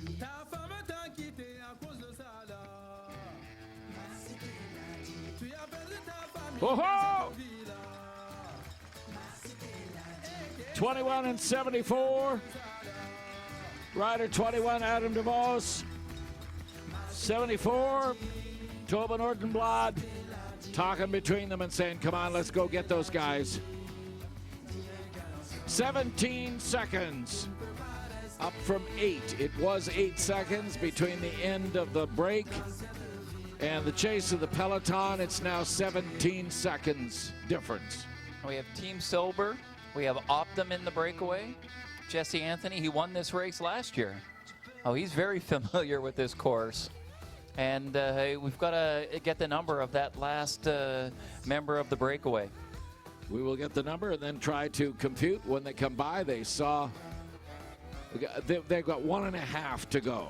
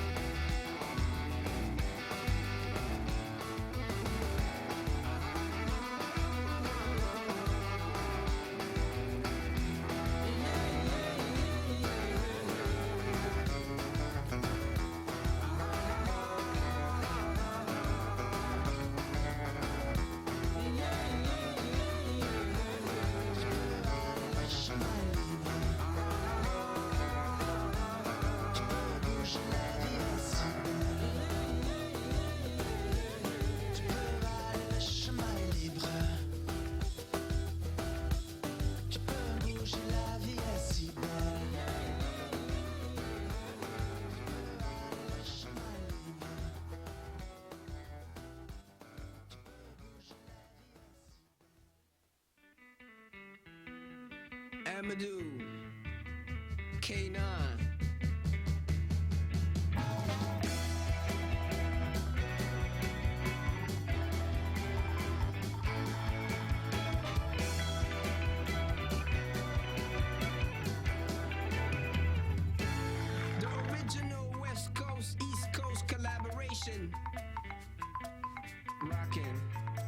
mes amis, on ne choisit pas son destin. Les jours se ressemblent mais ne sont pas les mêmes. Les gars de la main ne sont pas tous égaux. Dans ce monde, on est complémentaires. Oh, come on, show me everything that you know. I wanna travel every inch of your curves. En Afrique, y a la canicule. Y a le soleil, la chaleur humaine. Y a le soleil, la joie de vivre. Y a le soleil, on est tous ensemble. I'm going up and down and baby round and round. Africa, Africa, Africa, solidarité. Africa, Africa, Africa, c'est la joie de vivre. Tell them again. Here we go. Y a des pays où c'est la neige. Y a des pays c'est la canicule. Y a des pays où c'est les tempêtes. Y a des pays où c'est les îles. Dans ce monde, on est complémentaires. It's just a jealousy they feel for you and me. You ready? Here we go. I got my feet, I'm jumping out of the wall. I got my heart, I ain't afraid of the fall. I got my duffel bag that daddy packed for me. I got my ears, I can hear when you call. I don't need eyes just to see you look good. You always did, but they misunderstood. I'm going up and down and baby round and round. I wanna touch you down the river below, and then I kiss you from your head to your toe. You take me so high up and then you let me down. Here we go. Africa, Africa, Africa, solidarité. Africa, Africa, Africa, c'est la joie de vivre. That's how it is. Mr. Amadou. Rockin'. En Afrique, y a pas que la guerre. En Afrique, y a pas que la famine. En Afrique, y a la solidarité. Y a les parents, y a aussi les frères. Y a les sœurs, y a aussi les cousins. Y a les amis, y a aussi la famille. La communauté, on est tous ensemble. En Afrique, y a la joie de vivre. Africa, Africa, Africa, solidarité. Africa, Africa, Africa, c'est la joie de vivre. Africa, Africa, Africa, solidarité. Africa. Whoa! Here's the lead motorcycle. This will be one to go, folks. One lap left. Absolutely, you're going to see the riders twice, but they're starting 1A. When they come by the second time, they'll hear the bell for 1B, but effectively, this is the final lap, split in half.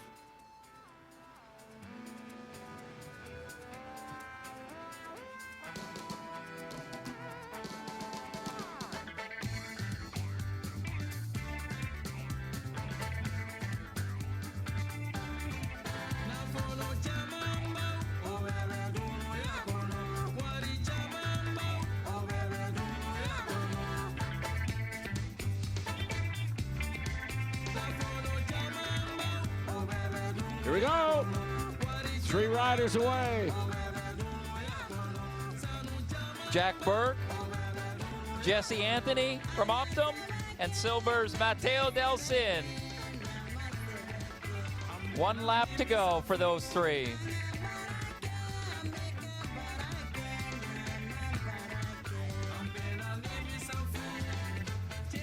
And here's the story.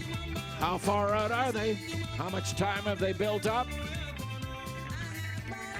We're just seeing the lead camera. We're just seeing the Peloton now. And the Breakaway is just making the turn here.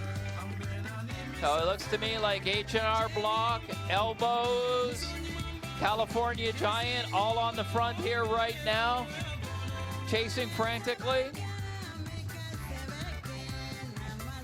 It's now or never, Phil. Now or never. Absolutely. As 3 strong riders off the front.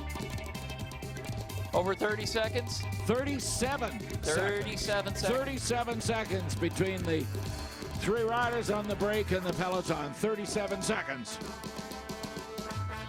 Now, you know, I like to figure out who could win from this breakaway, and I'll tell you, Jesse Anthony, he won last year. He's fast. Matteo Dennison, he's no slouch. He was podium last year in BC Super Week. He's fast as well from Silver. Oh, if it came down to a 3-man sprint, I don't know how this would finish up.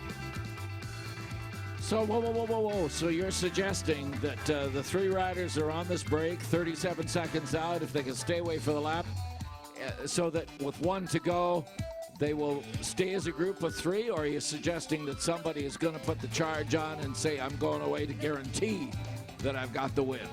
Well, I don't know Jack Burke very well and what his strengths are. He seems to be adding to this breakaway here right now.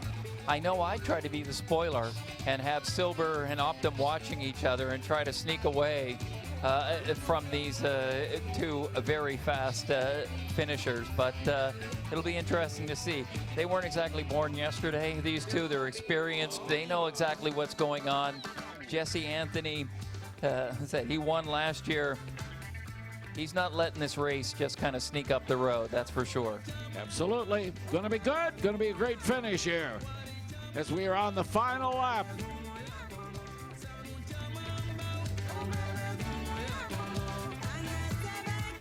And we can see from the from the big screen here, Phil, it's all single file back there. So H&R Block, they're hungry for this win. This is a hometown race for them. Mark Ernsting, the race director here, that's his team. He would be yelling at the boys back there to pick it up. I want us on the podium here today at the White Spot Road Race. Well, it's going to be interesting to see how we finish here. Who will be on the podium? We've only got 3 positions, first, second, and third. We have 3 riders that are away, ahead by 37 seconds. Does the chase manage to haul him in? Does somebody jump off the front of the peloton, reel him in, make 2, 3, 5, 7, 10? Who's to know? But they are out of time. There is only 1 lap to go. Not much time left. And you just got to know that this is going to be one of those picture-perfect finishes in the sunshine in Tsawwassen as the 15th annual White Spot Road Race comes to a conclusion. Big difference from just 4 or 5 hours ago with the finish of the women's race where it was pouring rain and we had to frantically move this table away from the front of the stage. Well, I'll tell you what, given the firefighter situation in British Columbia in particular, Saskatchewan, Alberta right next door, any moisture that lands as a gift from the weather gods, we're going to take it. We are in the final lap. In a couple of moments, we definitely are going to see the lead motos coming by. And then we'll be into the second half. You're going to hear the bell, and you're going to see something serious happening. Bringing it by.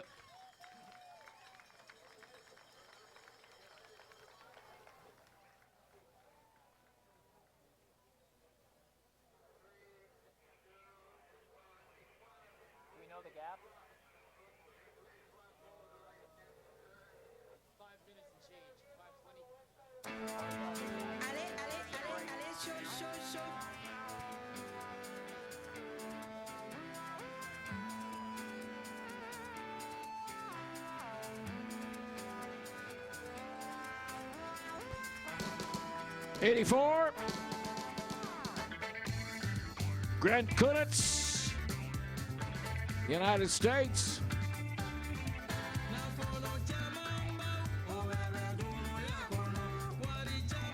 Well, Phil, the field's making a little bit of inroads. The gap has come down from 37 down to 30 seconds now. So it's going to be close. It ain't over till it's over. 30 seconds between the lead of the 3 riders and now the chase, the Peloton. Peloton's already managed to whittle 7 seconds off of that total. How much closer will they get before they go by here for the final turn? Turn left go around, and then come back in front of us for this final sprint for the finish. I love this finish where this big sweeping left-hander, as opposed to a tight right-hander, makes a big difference on this race, I think. It certainly does. A little bit safer. Takes the kind of criterium action away from it a little bit and makes it more for a pure natural speed sprinter at the end here. So if you've got a team can back you, that can keep you sheltered out of the wind a little bit, and the traditional lead out, this would benefit a team like Optum, although we saw last night with Garneau Quebecor, the French-Canadian team, leading out the Australian Jason Lowndes did an amazing job. He's extremely explosive. He podiumed in some of the road races last month in Tour of Saguenay in Quebec. And this was one of his races. I was talking to him that he had started earlier in the year that he was gunning for. Not too steep. He's a big boy from Australia. He's not a climber at all. But give him a nice, straight, long, flat finish, and that's his type of finish. Well, you've certainly got that coming off the bottom, coming off the back. All right, we're down into that last lap, but absolutely, as we look away to the north, Brian, when you describe that kind of a big sweeping left-hander, pretty much flat, there's a guy who can really lay it on, put the weight on the pedals. He is a big boy. Actually, when I saw him step on the stage, I'm thinking, holy my God, this guy's got to be 6'2", almost 6'3". Big man. At least. I think he was at least 6'2" or 3. Yes. He could have been a defensive end, I think. Yeah. But fortunately, he decided he wanted to be a bicycle racer, and is doing well as he continues to develop. Brilliant pictures coming at us on the big screen. And we're going to see those riders coming towards us in a couple of moments. We'll get a split on them, find out what the time difference is. But will we find ourselves with a three-man sprint for the finish, looking for those 1, 2, 3 positions on the podium? Or will we find ourselves with 5, 6, 7, 8 guys on the finish? 85, thank you for being here. He's just working away here. That is Michael Pincus. Michael Pincus with Elbows Racing. Still out there, Michael. Way to go.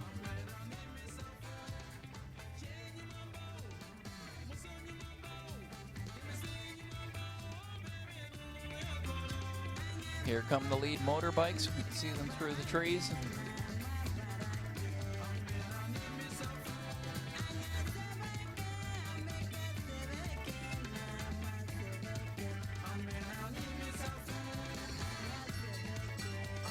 Here we go.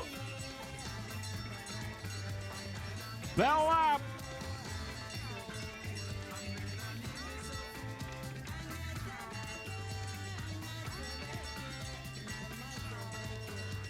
Three riders. Here we go, folks. Here's your three on the break. Looking good, boys. 1B to go.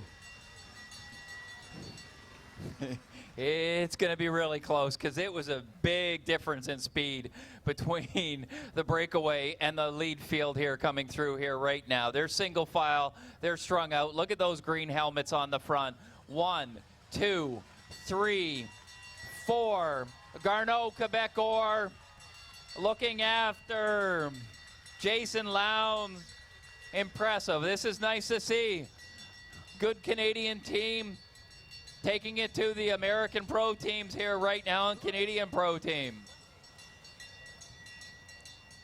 Well, Brian, down to 20 seconds. 20 seconds. They're not going to last. There is no way that those three are going to hold off the charge out of the back down to 20 seconds. And yeah, those green helmets for the Quebecor team, 4 riders. Down to 20 seconds, and you know that they're just like the fishermen in the dory, just pulling up on the line, pull them in a little bit, pull them up on the line, pull them in a little bit. I bet we have 6, 8 guys in this final sprint as they come around the far end here at the north. We'll have 6 to 8 guys all going for the line in a photo finish. Well, if it's not 3, it's going to be about 30, Phil. It'll be that many guys that are coming to the finish line. The interesting thing is now is Garneau Quebecourt. They've committed. They want to win this race. We're not going to be happy with a 4th place finish and just saying, okay, Jason, great job winning the sprint. We want to be on the top spot of the podium. Folks, I want you to do me a favor. Would you please make this man welcome? It is a pleasure to welcome to the start-finish line from White Spot, the CEO, Warren Earhart. Warren, good evening, and thank you for being here.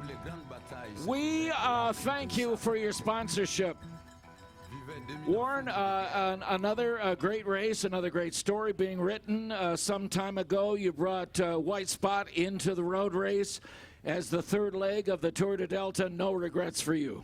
Well, it's been an outstanding event. You know, it's one thing to sponsor, and I think that the money's one thing. It's to support the community like this, but really it's Phil, yourself, and Brian, all the volunteers, the city of Delta. I mean, it really made this a world-class event. Well, and you know, when you see the folks with those 3 letters up there, UCI, when they take a look at what's happening here in Delta, and the UCI, the United Cycling Union International, decides they better get involved too, it takes everything to a new level. It sure does, and I tell you, it's great that last year the men's event and now the women's as well being recognized by UCI. Like I say, it's incredible to have a world-class event right here in Delta. Well, I'll tell you, it's one of the best, but without yourself, without the White Spot to go, and indeed without all the restaurants in British Columbia helping write this story, sir, we thank you very much for your sponsorship. We'll see you next year for number 16. Absolutely, we'll be here. All right, Warren Earhart, thank you so much. Certainly appreciate. Don't forget, breakfast, lunch, or dinner, or somewhere in between. There's a White Spot very close to where you are. They would love to see you drop in. I had dinner last night. For dessert, fresh peach pie. My own individual little pie with a big dollop of ice cream melting over the top. Absolutely, hands down, spectacular. Gentlemen, thank you. Tough haul. Now I'm anxious. I'm looking at this field here. I don't know if Garneau's gotten a little bit tired here, the way it's fanned out on the back. I don't see it as single file as it once was. We've got those 3 guys hanging off the front. There's not that much real estate left, so to speak, Phil, to bring these guys back. When you say if it's not 3, it's going to be 30. So that, you know, part of me would like to see 3 guys sprinting for the line to finish 1, 2, and 3. And part of me would love to see 30 guys sprinting for the line and find out who it's going to be. And it would really be interesting to see whether or not the guys at Garneau Quebecourt could pull it and make it happen. There's your 3 leaders on the big screen right there. Not far to go. Couple of moments for them for their moment in the sunshine. Will those 3 survive to find themselves here on the podium as 1, 2, and 3? And who's going to stand in that number 1 position? Well, you know, if the camera's behind.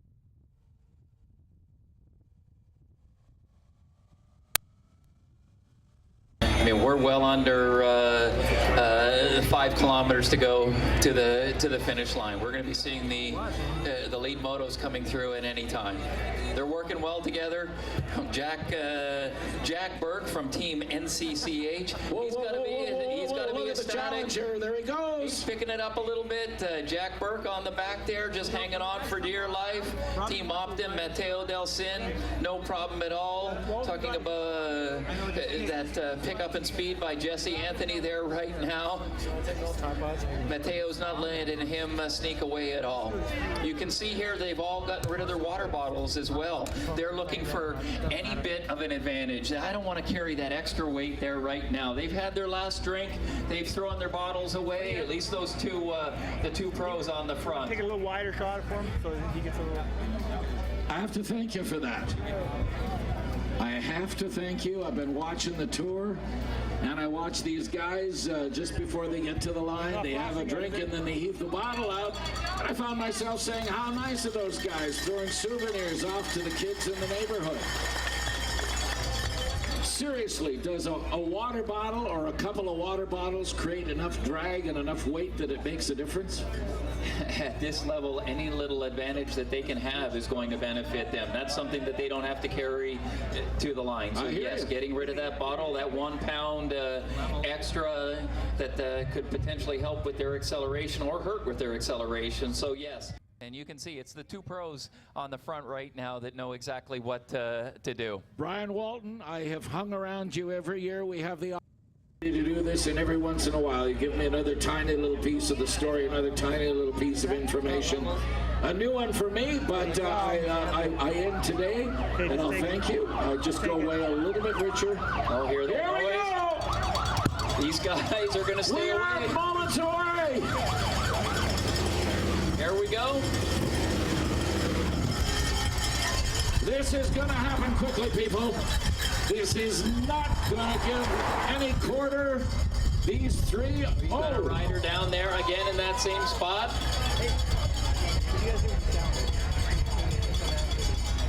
Hate to see that, but hey, hang on. We're looking for 2 motorcycles. Yep. Then looking for the 3 lead riders. Who's it going to be? Jesse Anthony, Matteo Delsin, or Jack Burke? Chase is on. The theme so far has been this repeatability.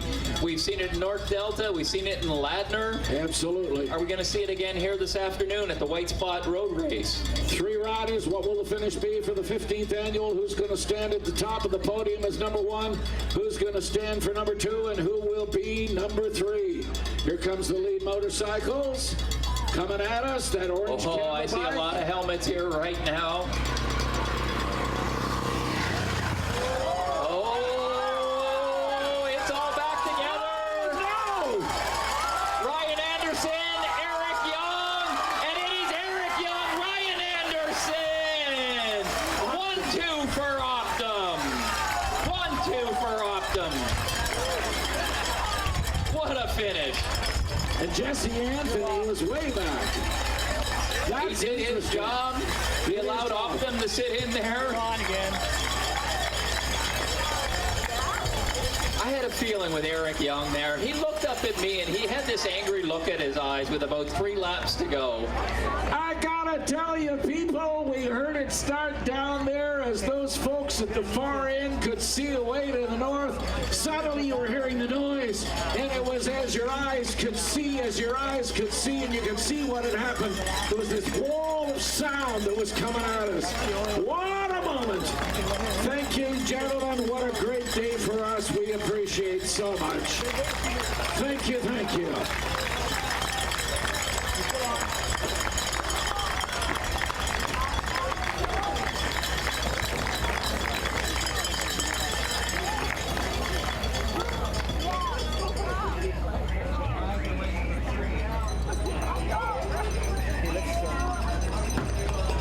Put it back on tripod for now and just get this shot.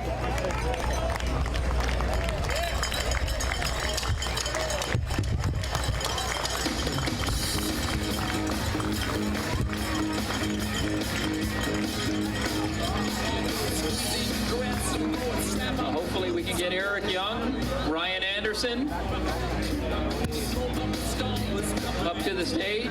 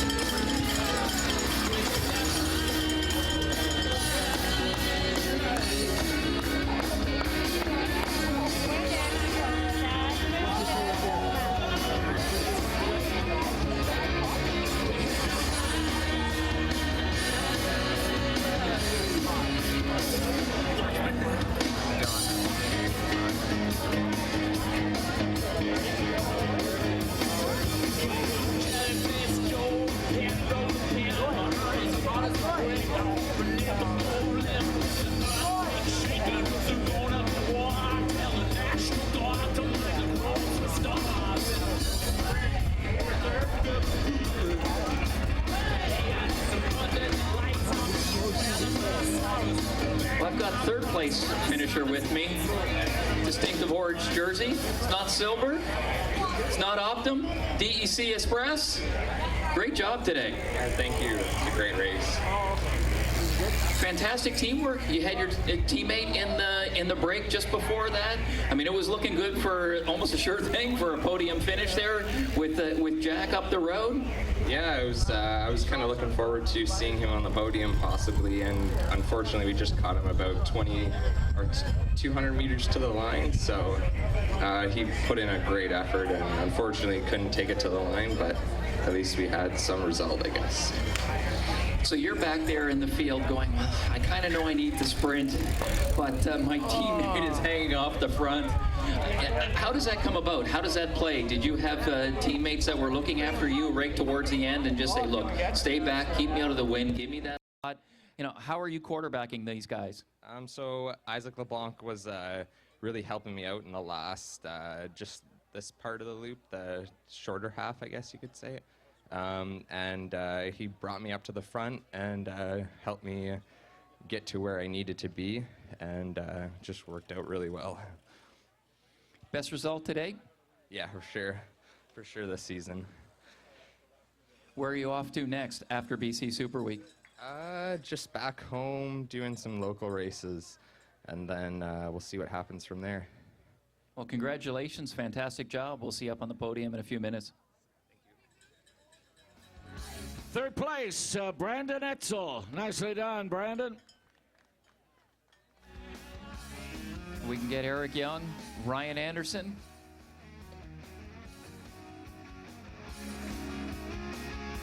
Team looks to be celebrating just down past the finish line.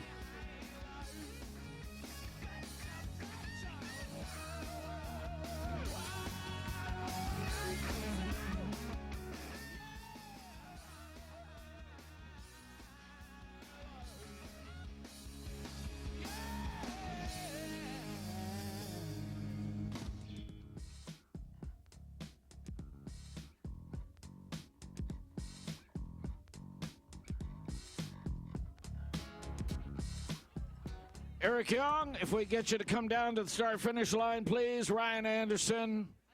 Optum, could you please come down to the start-finish line? Love to spend a couple of moments in your company before I turn it over to the podium. Eric Young, Ryan Anderson, please come on down.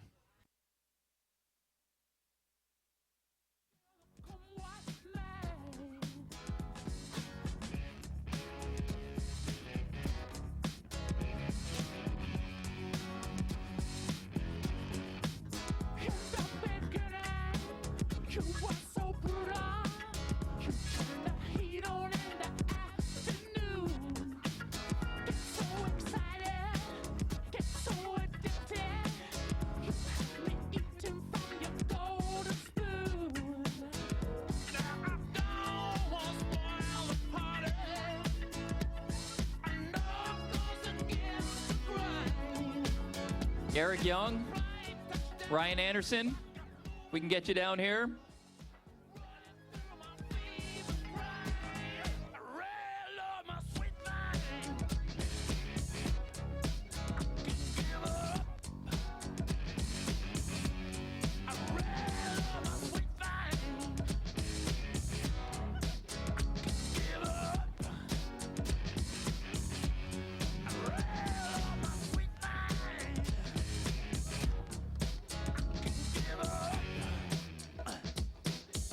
Ryan Anderson starting to make his way down here. If we could get Eric Young. Come on, boys. Come on down. Looking for Eric Young and Ryan Anderson. Please come on down here. Spend a little time with Brian Walton at the start-finish line. Thank you.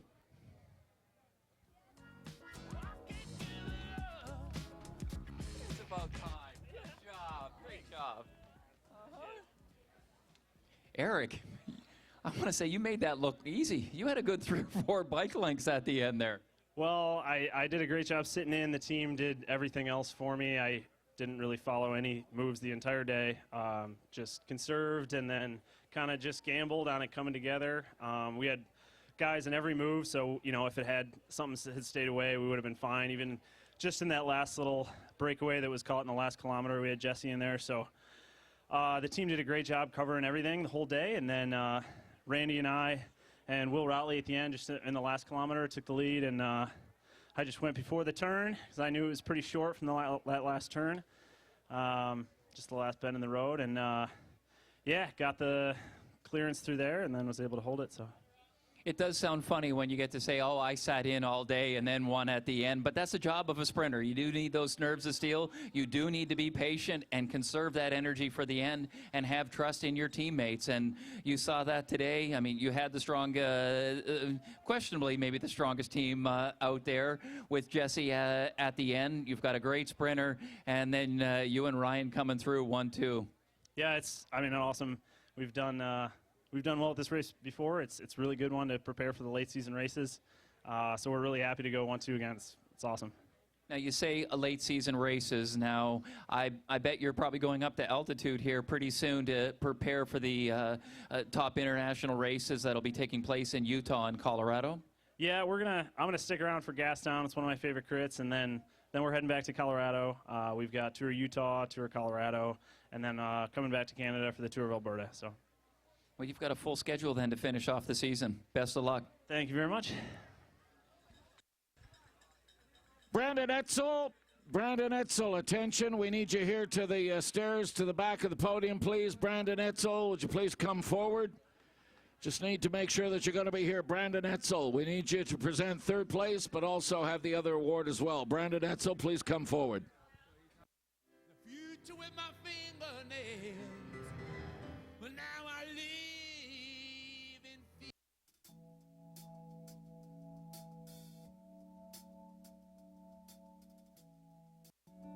You make a lot of money.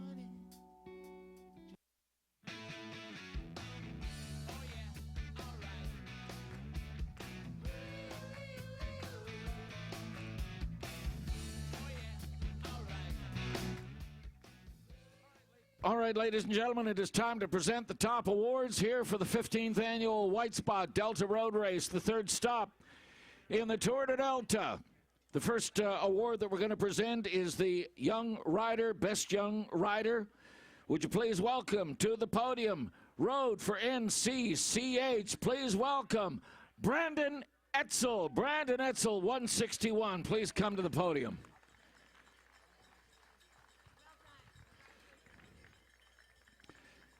Presenting the Young Rider jersey and the flowers from Tsawwassen Collision, the owner, Peter Zickley. Peter Zickley presents the Best Young Rider jersey to Brandon Etzel. Nicely done.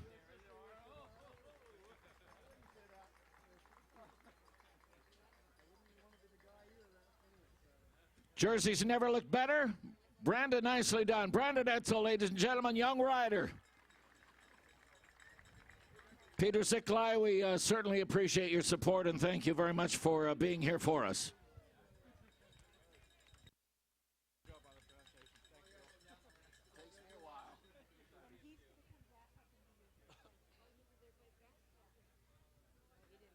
Well done, son.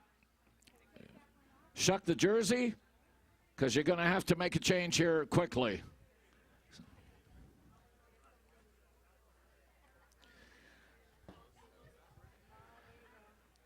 All right, ladies and gentlemen, it is a privilege, proud to present the top three for the 15th annual White Spot Delta Road Race. En français, s'il vous plaît, as well, monsieur. So we'll start, ladies and gentlemen, a pleasure to present the top three, the White Spot Road Race. Mesdames et messieurs, nous allons présenter les trois premières places. Third place goes to Brandon Etzel. Troisième position va à Brandon Etzel. Brandon Etzel, 161, NCCH, receives the third place flowers, the hug, and the presentation of the flowers from Tour de Delta director Teresa Watts. Le jersey et les fleurs sont offertes par Monsieur Peter Zickley, Tsawwassen Collision. No, it's okay. We'll just move on to Teresa Watts. Right there. This one? Yep. Troisième place. Troisième place. Donc la troisième place est à Brendel Edson de l'équipe NCC présentée par DEC Express. Okay, now we go to the next one. Ladies and gentlemen, finishing second. From Optum, Kelly Benefit. Finishing second, Ryan Anderson. Mesdames et messieurs, à la deuxième place, Ryan Anderson. Rider number 2 finishes second. Receiving the flowers from the CAO, George Harvey. Et les fleurs sont offertes par le directeur administratif George Harvey. Thank you, sir. Ladies and gentlemen, presenting your winner for the 5th annual White Spot Road Race from Optum Kelly Benefits, rider number 5, Eric Young. Et mesdames et messieurs, à la première place, Eric Young de l'équipe Optum Benefit Strategies. Presenting the flowers, the mayor of Delta, Lois Jackson. Et les fleurs sont offertes par Mayor Lois Jackson. One for the cameras.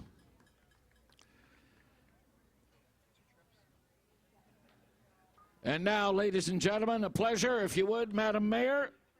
We're going to move on to present the Perpetual Trophy. It is a pleasure to introduce to you. Laissez-moi vous présenter. From White Spot.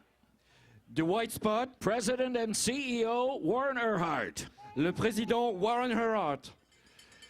Presenting the Perpetual Trophy to your winner. From Optum Kelly Benefits, Eric Young. Nicely done, son. We have one more trophy to present to Eric Young. One more presentation. This is the Keeper Trophy with the UCI jersey. Et un dernier trophée à présenter. Warren Earhart, White Spot President and CEO. Le président de White Spot et CEO. Warren Earhart. Warren Earhart. With the UCI jersey and the Keeper Trophy. Avec le UCI jersey.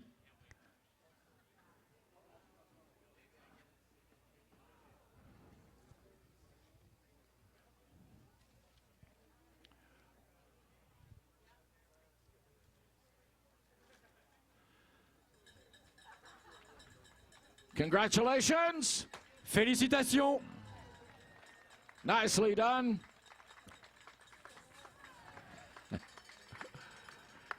Congratulations, Eric Young, Optum Kelly Benefits, 15th annual. For the cameras, gentlemen. Félicitations, Eric Young.